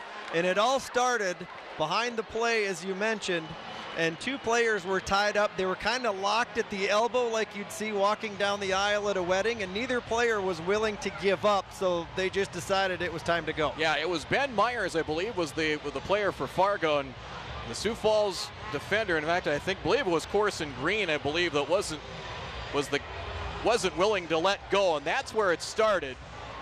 And I gotta say, we're gonna get a clean look at it. Yeah, there's Green and Myers. He eventually kind of twisted and sent him down. Myers took offense. There you see he got a couple of shots, no punches thrown. Now he tried to get one in there. Myers giving up a little bit of height and leverage there. There you see Reichenbacher in for Sioux Falls, along with John Schultz. That's where it started, but oh, there was more to come. There we see it. Corsia and Jacob Schmidt-Svestrup. There you see Garcia got a couple of shots there. You see several blows with the right hand. Back and forth they went. Garcia was kind of winning the fight, and then all of a sudden, you're going to see Schmitz-Festrup come back with the left hand eventually here. He's going to come around the third turn and come down the home stretch with a flurry like a horse race. You're going to see it. Well, we're maybe not going to get to it, but he eventually did come back to try and finish with a flourish, so to speak. But well, the officials have some work to do in trying to sort out this mess. I think we saw it's an emotional game. It really is, and we touched on it a few times, Pat. And we kind of wondered if at some point if there was going to be something that might bubble and boil over, and it certainly did. And it started with the play, or kind of the skirmish, if you want to call it that, behind the play with Ben Myers and Corson Green, and it escalated from there. Well, then now the officials are talking to the off-ice officials and getting everything ironed out on the penalty box side of the ice. And as we look at the Sioux Falls bench currently, DeNaples, the captain, is going to be one of the two players that's going to be standing on the side. As you see the massive note-taking going on, as head referee Michael Menard and one of the off-ice officials here are discussing who's going to get what and for how long. And as we look in the penalty box right now, there's a half a dozen players total in the penalty box. And much of this is probably going to offset, unless they give an initial penalty for what got things going. I would imagine most of this is going to offset, and we're not going to see anybody getting a power play out of this. So in the meantime, the faithful here are going to do the chicken dance while the officiating crew on and off the ice figure out what the penalties are going to be and to whom. It's the one thing that I think the Force have done a really good job with, is in the fact that you mentioned there's not too many nights where there isn't a promotion here, and if you come for the hockey, you're going to see a good quality caliber of play, and this is kind of the next batch of future stars, whether it be into college hockey or maybe for some of these guys into the National Hockey League. And you say if you're a family just looking to get a night out, certainly a lot of entertainment for the kids. And so whether you're a diehard hockey fan or not, this is certainly good quality entertainment. Yeah, and you know, one of my favorite things, I have two young sons, and I've been bringing them to Force games for 10 years. And when we're together, even if we're watching a college hockey game or an NHL game, my kids remember the guys that they've seen on the ice here in Shields Arena when they're watching a college game or an NHL game. And so you get an opportunity to get to know them here in Fargo because they play 60 games plus potential playoff games, and then they move on to the next stage in their career, and you kind of feel like you follow them along. You kind of feel like you know them a little bit, and it's fun to see them make that progress in their hockey career from here. There's really no better example. Shields Arena hosted the NCAA West Regional here last year with North Dakota and Minnesota Duluth, and BU, Boston University, of course, had that double overtime thriller with North Dakota. Ohio State was here, but the number of players that either played for the Force or were here in the USHL was really astonishing. Yeah, and you know, Duluth was one of the teams that has one of the most USHL players, former USHL players on it, and they had impact players. Ryan Tufte was here in Fargo. Alex Iafallo was here in Fargo, and a handful of others as well. So it's an opportunity to, these kids are looking to better themselves. It's a great training ground, and these kids come from all over the world to play in this league, which is another testament to the quality of play. Schmitz-Festrup is from Denmark, excuse me. You've got Sweden, you've got Finland, you've got Russia, Kazakhstan, all represented tonight here in the building, as well as from, a dozen or better different states in the United States. Well, looking across the way, I see Schultz heading to the locker room. His night might be over. Is he, let's say, one of the instigators, but he was certainly in the mix. As the officials now discussing things we saw earlier, was talking with Coach Oliver from Sioux Falls, and seeing that is there you see in the penalty box for Fargo, Evan Doherty, along with Ben Myers. And Schmidt-Svestrup is not in the penalty box, so we will assume that he's already been excused to the locker room. He left right away. already once the fight was over. The two that were involved in that just they knew their night was over, so they both headed to their respective locker rooms. You saw just a brief second there the Sioux Falls backup goaltender Jackson Stauber. His dad was a goaltender for the University of Minnesota, Rob Stauber. Jackson comes from Plymouth, Minnesota. And so you also are starting to see some of that second and third generation of players come through here. Sons of fathers who we've watched play the Division I and NHL how many years levels. back does Rob Stauber go? Trying to recall. Probably back to the 90s? mid to late 80s. Late 80s even. That would have been even like 89 when I believe it was 89 the Gophers lost to Harvard, I believe, for the national championship that year. I believe it was played in St. Paul. At the St. Paul Civic Center with the clear boards. I happened to play in that building about a month prior to that game, playing in the state tournament at the Minnesota State High School League. I see a look at Evan Doherty and just seeing the penalties they put on the board. They have 5 minutes. It's like the night is over for Grant Reichenbacher. Looks like he's headed out. They have 5-minute major for the Force and John Schultz. We did see him leave as he headed to the locker room. And 2 minutes for, you've got on the board here for Grant Reichenbacher. Trying to see if they've updated things here on the stat sheet as well. A quick check of the USHL scoreboard. We're just about ready to come back to action. 5:38 to go in the third period. Chicago's up their lead on Dubuque 6-2. The Steel with the lead.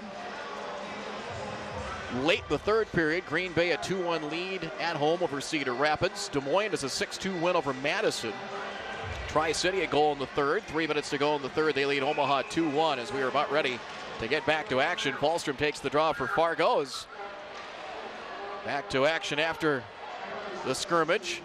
The skirmish halted things for a few minutes. So back to action. We'll try and get all the penalties for you and sort things out as we go along once they become available to us. McDonald. Shots on goal still favoring the Force, 32-22. Falstrom, the full head of steam, trying to get around to Naples. Backhanded shot high and wide. Force trying to maintain the zone. McDonald unable to do so. Jonathan McDonald works his way back to his blue line. Savage comes across the line as Gannetti and Falstrom with him. Left circle a shot. Glove save that time by Ryan Bischel. Now the near side with it, and Jackson Nelson works his way into the zone. Heads right with it. Shot glove save by Strauss-Mann, and he will hang on. 9:45 to go here in the third period. Going back to the previous penalties before that skirmish, the minors called for Swoyer and Doherty. Those were both double minors, so they're going to be sitting for a little bit longer yet. Now, their penalties have now expired, I guess, and we hard to catch all of the penalties that were called now, but what we know is that the Force are going to be shorthanded here in about 1:05. 4-on-4 right now.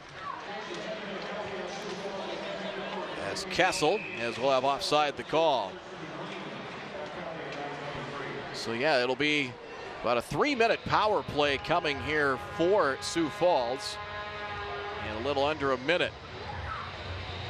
9:36 to play. So far a scoreless third period, but not without any action, without question. Matson takes the draw for Sioux Falls.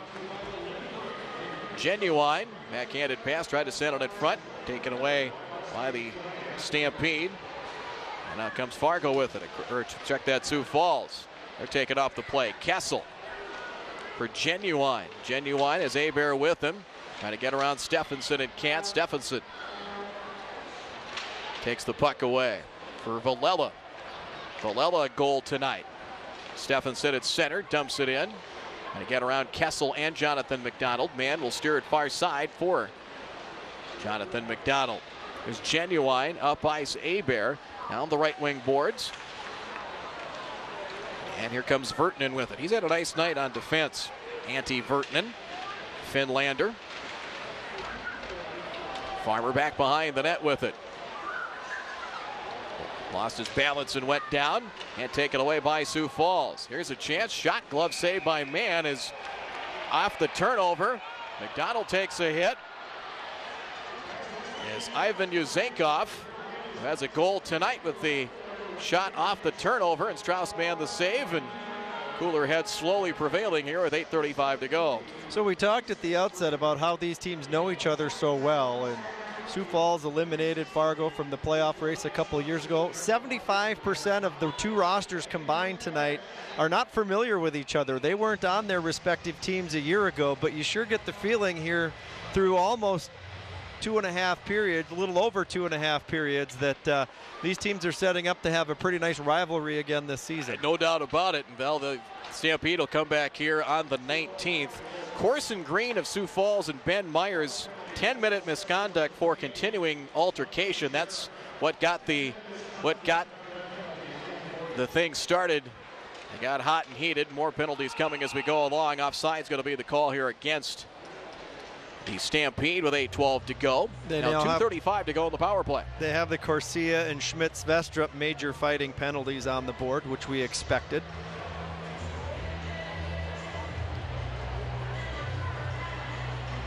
And also at 9:23 of the period. I think Kerry Eads had a question about who gets to get out and when. There's the referee is over at the scorer's table in between the penalty box clarifying something. We'll get back to action here. Van Wy, Senden, Kessel, and Hurley on the penalty kill now for Fargo, and all 5 goals with the man advantage for Sioux Falls tonight. Here's Van Wy, who has a goal. He gets knocked down, taken off the puck for an instant. Now still working hard to try and battle back. Works his way into the crease, and the puck comes free. Acosta trying to handle it. Now here comes Villela. Pushes it up ice. Ivan Yuzenkov fires a shot wide. Villela chases after it. Puck rolls back to the point. DeNaples takes a shot. Now for Walker. Acosta with it. For Villela, met there by Hurley. Ivan Yuzenkov pushes it. Now for Walker. Top of the left circle. DeNaples shot blocked by a sprawling Van Wy. Nice job spinning to block that shot. Walker walks in, fires a shot. Strauss-Mann the save. Up by a shoulder to deflect that shot. Down to 7:23 to go in the game. Another blast, and Mann comes up with another save. Off his shoulder. Acosta. Pass behind Walker. Gathers it into the corner. Walker met there by a pair of Fargo skaters. Van Wy along with Hurley. Walker turns it forward to Naples. Naples at the point, down low. Pass for Walker. Walker, a shot. Glove save, Strauss-Mann. Boy, solid in that series. Glove save to stop things with 7:03 to go in the period. 1:26 on the Sioux Falls power play in a 5-2 game. Mann's done a good job to kind of keep this game where it's at right now, as the clock is starting to become an enemy of the force. But Mann threw out a good chunk of this extended power play time once again for Sioux Falls, has stood up to the task and kept the puck out of the net. 7:03 to go in the third period. Off the draw, Stephenson. Over to the far corner with it. It's Panyakov for Sioux Falls. Action back behind the net it goes. About 5 skaters trying to dig that puck out. Sioux Falls does. Stephenson works his way, top of the left circle shot, steered aside by Mann. McDonald trying to shoot it out and able to clear the zone. It's Vertinen back to get it for the Stampede. Now for Panyakov. Across the line with it, Dimoff. Can't control the puck cleanly, and Fargo trying to shoot it out and cannot. Here's Dimoff in the slot, shot blocked. Sprawling block that time, nicely done on the block shot attempt by the Force and Gennady. The 5-minute penalty to Schultz got 40 seconds left on it, and his was the difference that came out of that with the power play coming up to Sioux Falls.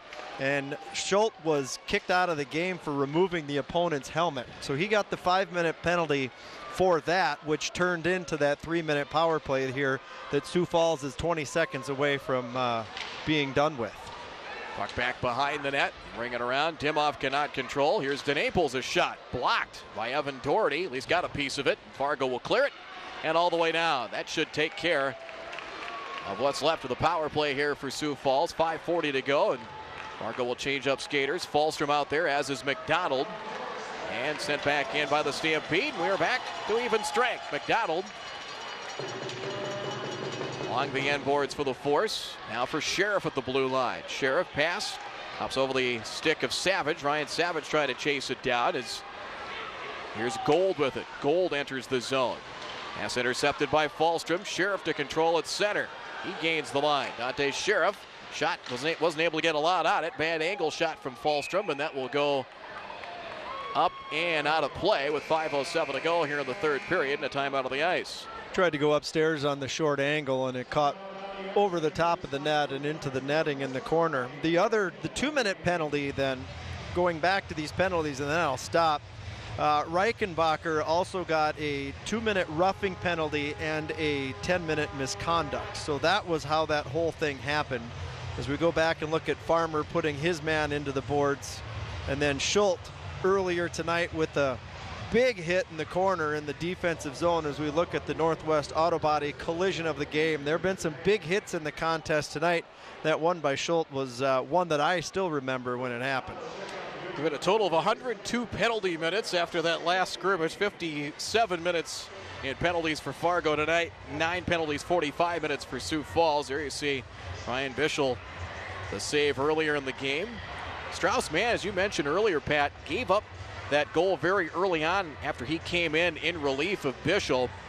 But he has come back and I think has kind of settled down and probably been able to settle down a little bit. It's like a backup quarterback or relief pitcher coming in out of the bullpen, and sometimes you just need a minute or two to just kind of get yourself dialed up and dialed in and ready to go. And really, Mann's did a nice job in this third period. Yeah, how often do you see a quarterback come in and throw a pass on the first play that he comes in? Mann was ordered to throw a bomb as soon as he came off the bench. He was under fire the second he came into the game, and he's calmed down, and he's calmed the game down a little bit too as well for the Force. Unfortunately, they haven't been able to get anything going on the other end. Ivan Uzinkov taken off the play by Jonathan McDonald. Under 5 minutes to go. Hebert up ice. McDonald with a blast save made. Long rebound to the table. Still loose in the slot. Hebert got knocked down. Farmer able to maintain the zone. Able to push it to the far side wall. And shot back in. Delayed offside called. Sioux Falls, go ahead. So good with the sticks, getting in front of sticks in their defensive zone tonight. That was a perfect sequence to explain it. The Force just aren't getting second opportunities. Lockren at the blue line. Heading down the near side wall. Has got knocked down by Jackson Nelson, and it was offside or a penalty. It was apparently offside, so play continues on. Stephenson has it high off the glass. Fargo will chase after it. Gannetti back there. Likewise for the Force, Ryan Savage. 4 minutes to go on this one. Here's Savage. Savage gains the line, trying to get around to Naples. Loose into the slot, taken out by the Stampede. Sheriff. And a little catch and tag there with Savage. Savage and Sheriff set along the glass here to the near side. All the way down. Sheriff at the blue line. Pass connects. Trying to find Savage into the slot. It's taken out by Gold for Sioux Falls. He'll gain the line. Chased from behind by Sheriff. Centering pass. Nobody home to get it. Goes harmlessly over to the far side. Sheriff. Drop pass. And taken at the red line by the Stampede. Hustling after it, Nolan Walker. Walker from Anchorage, Alaska. Will play collegiately at St. Cloud State. Force change-up skaters. McDonald for Kessel. 3:08 to go. Sendon at the blue line. Cross ice. Doherty. Doherty with it. Poked away. Doherty trying to maintain the zone and poked away. Nice job, A.J. Valella for Sioux Falls. Walker. Cutting in front was Dimoff. Pass didn't get to him. Doherty. Bouncing puck at center. And set back to the near sidewall. Van Wy for Doherty. Leaves it up by Sendon. Trying to gather it into the slot to the left circle. Nice job to poke it away. Nicely done by Sioux Falls and Colin Sawyer. Shot save made by Mann. Bad angle attempt in front. Out of the stick of Madsen, but wasn't able to calm it down. Get a shot in front on Mann. Under 2.5 minutes to go. Sioux Falls trying to apply a little bit of pressure, or at least keep things in their offensive zone to chew away some clock. Action along the near side wall in front of the Fargo bench area. Now it comes free. Farmer up the far side wall. Hebert sends it up, and that will go out of play. So see where the faceoff comes. Probably will be a neutral ice faceoff, I'm thinking, with 2:06 to go in the third period. Hope everybody is okay over there. That's one of the things you always got to keep your eyes open for a puck going over the glass. And it doesn't matter. It can come up. We're up high tonight, Pat. When we've been down at press row, I've seen pucks land about a row or two in front of us. You think, I'm 15, 18 rows up. Nothing's going to get me up here. That's not the case some nights. No, it's not. Fargo trying to get some pressure. Bad angle shot attempt from Genuine. Kessel in deep. Bad angle shot deflected. And that one goes up into the netting and out of play with 1:44 to go. That one, I think, rang off the forehead of the goaltender Burton. He took his bucket off here after the whistle blew, but that rising shot may have gone up, and he's taking a closer look at it right now. He's going to put it back on. It's no worse for wear, but he may have taken one upstairs on that shot. Shots on goal here in the third period. 13 for Fargo, total of 36 now. So Mikhail Burton, the draftee of the Winnipeg Jets, 34 saves. And Sioux Falls with 9 shots in the third period. Combined 22 saves between Bischel and Strauss-Mann tonight. So we approach 90 seconds to go in this one. An opening night from Shields Arena. Trying to find Kessel. Tim off with the interception. Net is empty. As the extra attacker out there is Kerry Eads pulling his netminder man. And that attempt went just wide to the left of the goal. There you see the unoccupied net. 5-2 your score. So down 3, trying to get that 6th attacker out there. I don't know if there's a strategy at what point you decide to pull goaltenders. You remember Patrick Waugh when he was coaching at Colorado, was in that playoff series with the Wild a few years ago. He'd pull them with 4 or 5 minutes to go. Sometimes it worked, sometimes it didn't. Shot just beyond the left circle wide, loose in front, looking for a tip where the force, and Burton able to cover up, and the officials trying to get everybody sorted out and calm down here in the latter stages of this one.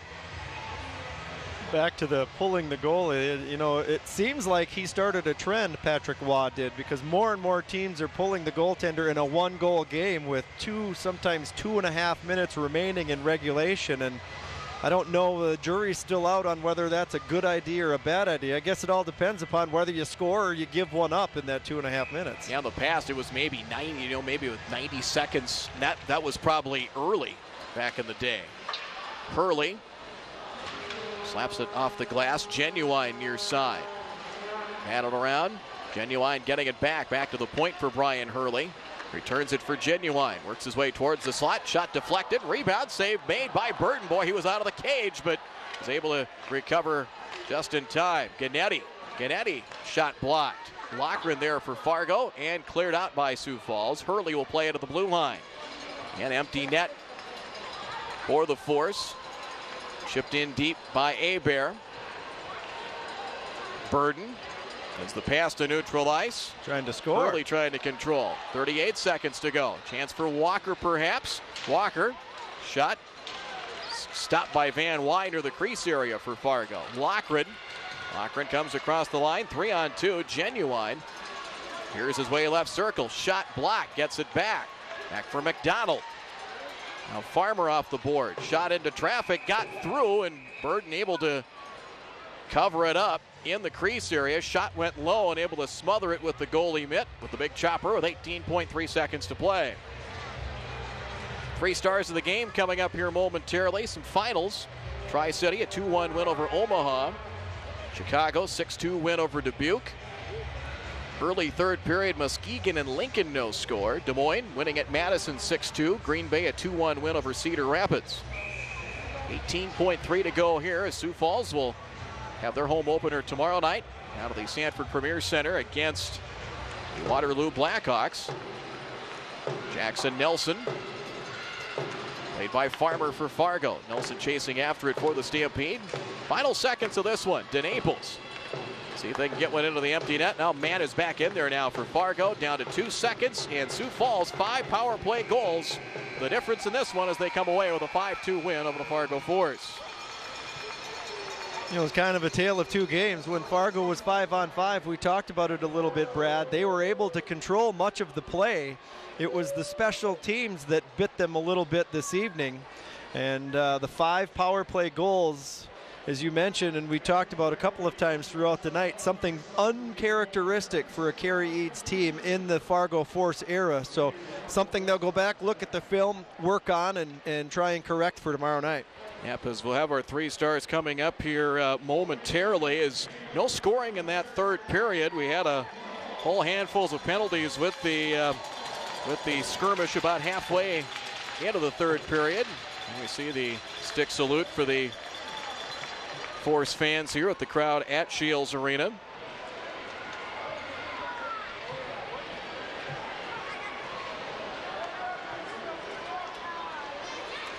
All right, so the 3 stars coming up here momentarily as we will have those for you. But again, to recap that altercation, 9:23 of the third period. Corson Green of Sioux Falls.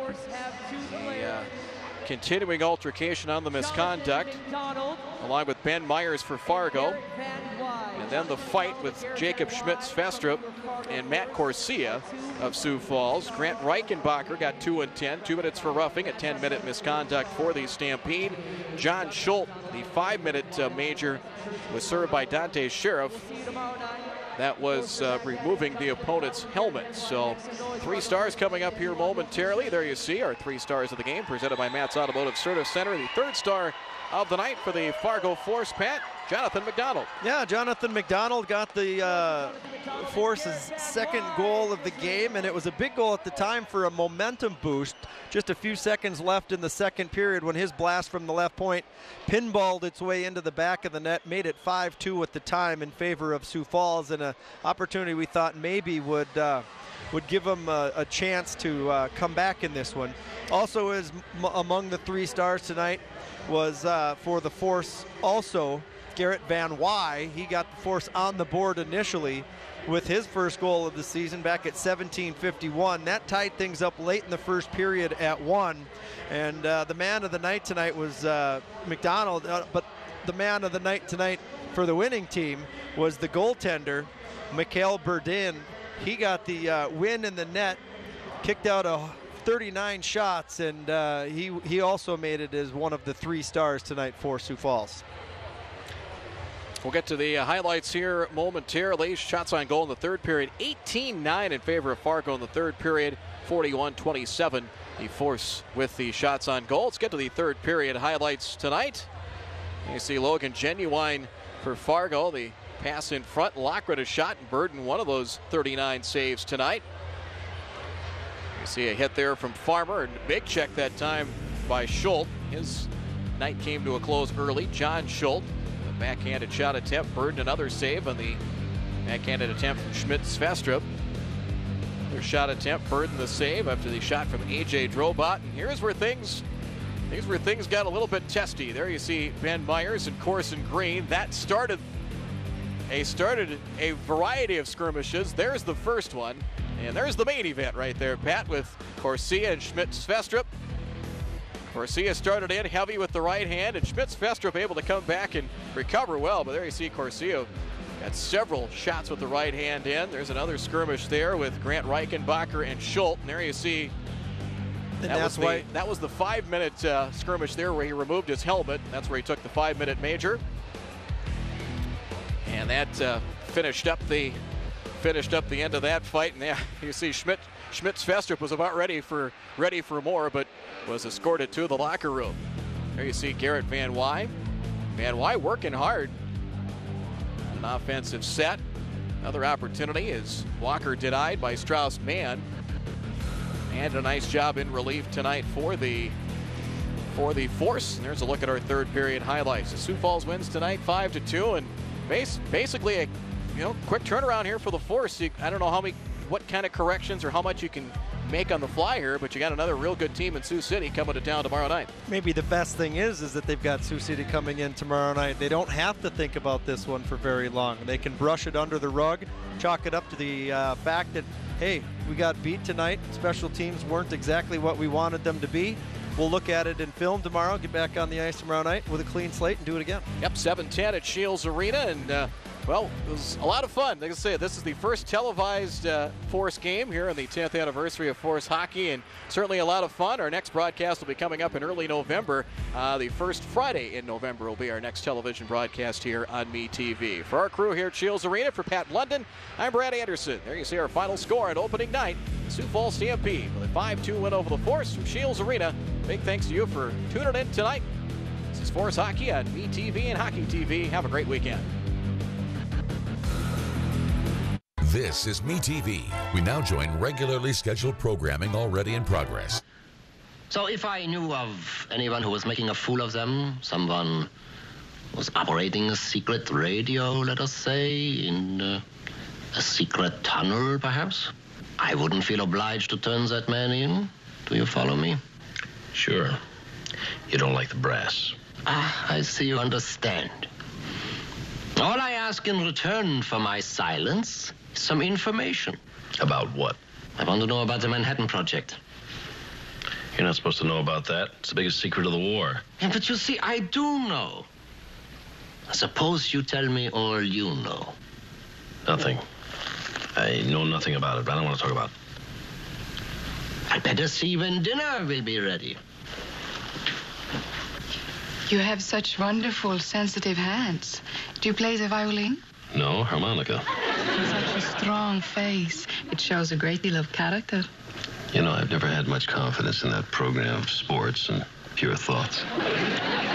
Something wrong? I'm sorry. I don't want to bother you with my troubles. Okay. Tim Freitag. I hate him. He's mean. I can't stand him. Well, these will help you to bear up. They're not from him. They belong to my mother. Mom got around a little. Colonel Hogan, I want to prove to you I'm on your side. Yeah, I can see for myself. The information Freitag wants, he'll do anything to get it. And you can make him pay for it. Money? Now you're talking my language. Dinner will be in a few minutes. Now, let me see. Where were we before I left? No place. But I did pretty good after you left. If you men are going to talk business, I will go powder my nose. Now, about this Manhattan Project. It's a bomb, isn't it? What's different about it? How close are they to finishing it? Hogan, I'm going to be frank with you.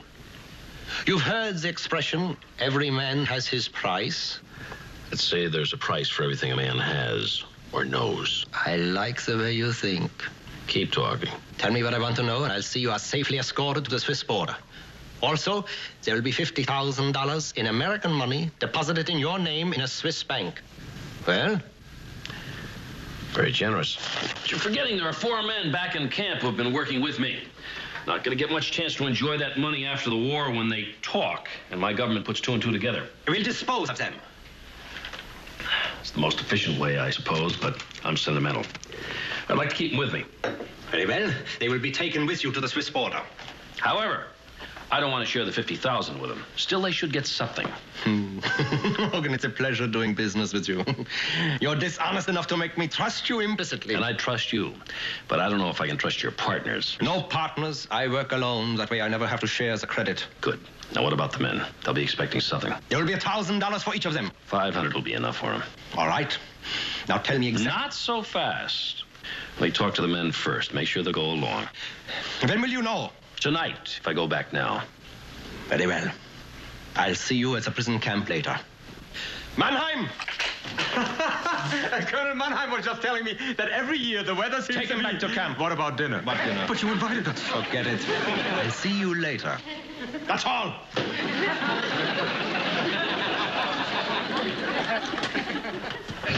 What did you say to him? Me? Nothing at all. Tonight on MeTV, it's Carol Burnett and Friends, followed by Perry Mason and The Twilight Zone. That's all coming up on MeTV. More doing chores for mom per roll? Bounty is more absorbent, so the roll can last 50% longer than the leading ordinary brand. So you get more life per roll. Bounty, the quicker picker-upper. Okay, folks, let's get the lady of the house back on her feet and help her feel more strength and energy in just 2 weeks. The complete balanced nutrition of Ensure with 9 grams of protein and 26 vitamins and minerals. Ensure, always be you. You always pay your insurance on time. Tap one little bumper and up go your rates. What good is having insurance if you get punished for using it? For drivers with accident forgiveness, Liberty Mutual won't raise your rates due to your first accident. Liberty Mutual Insurance. There's a denture adhesive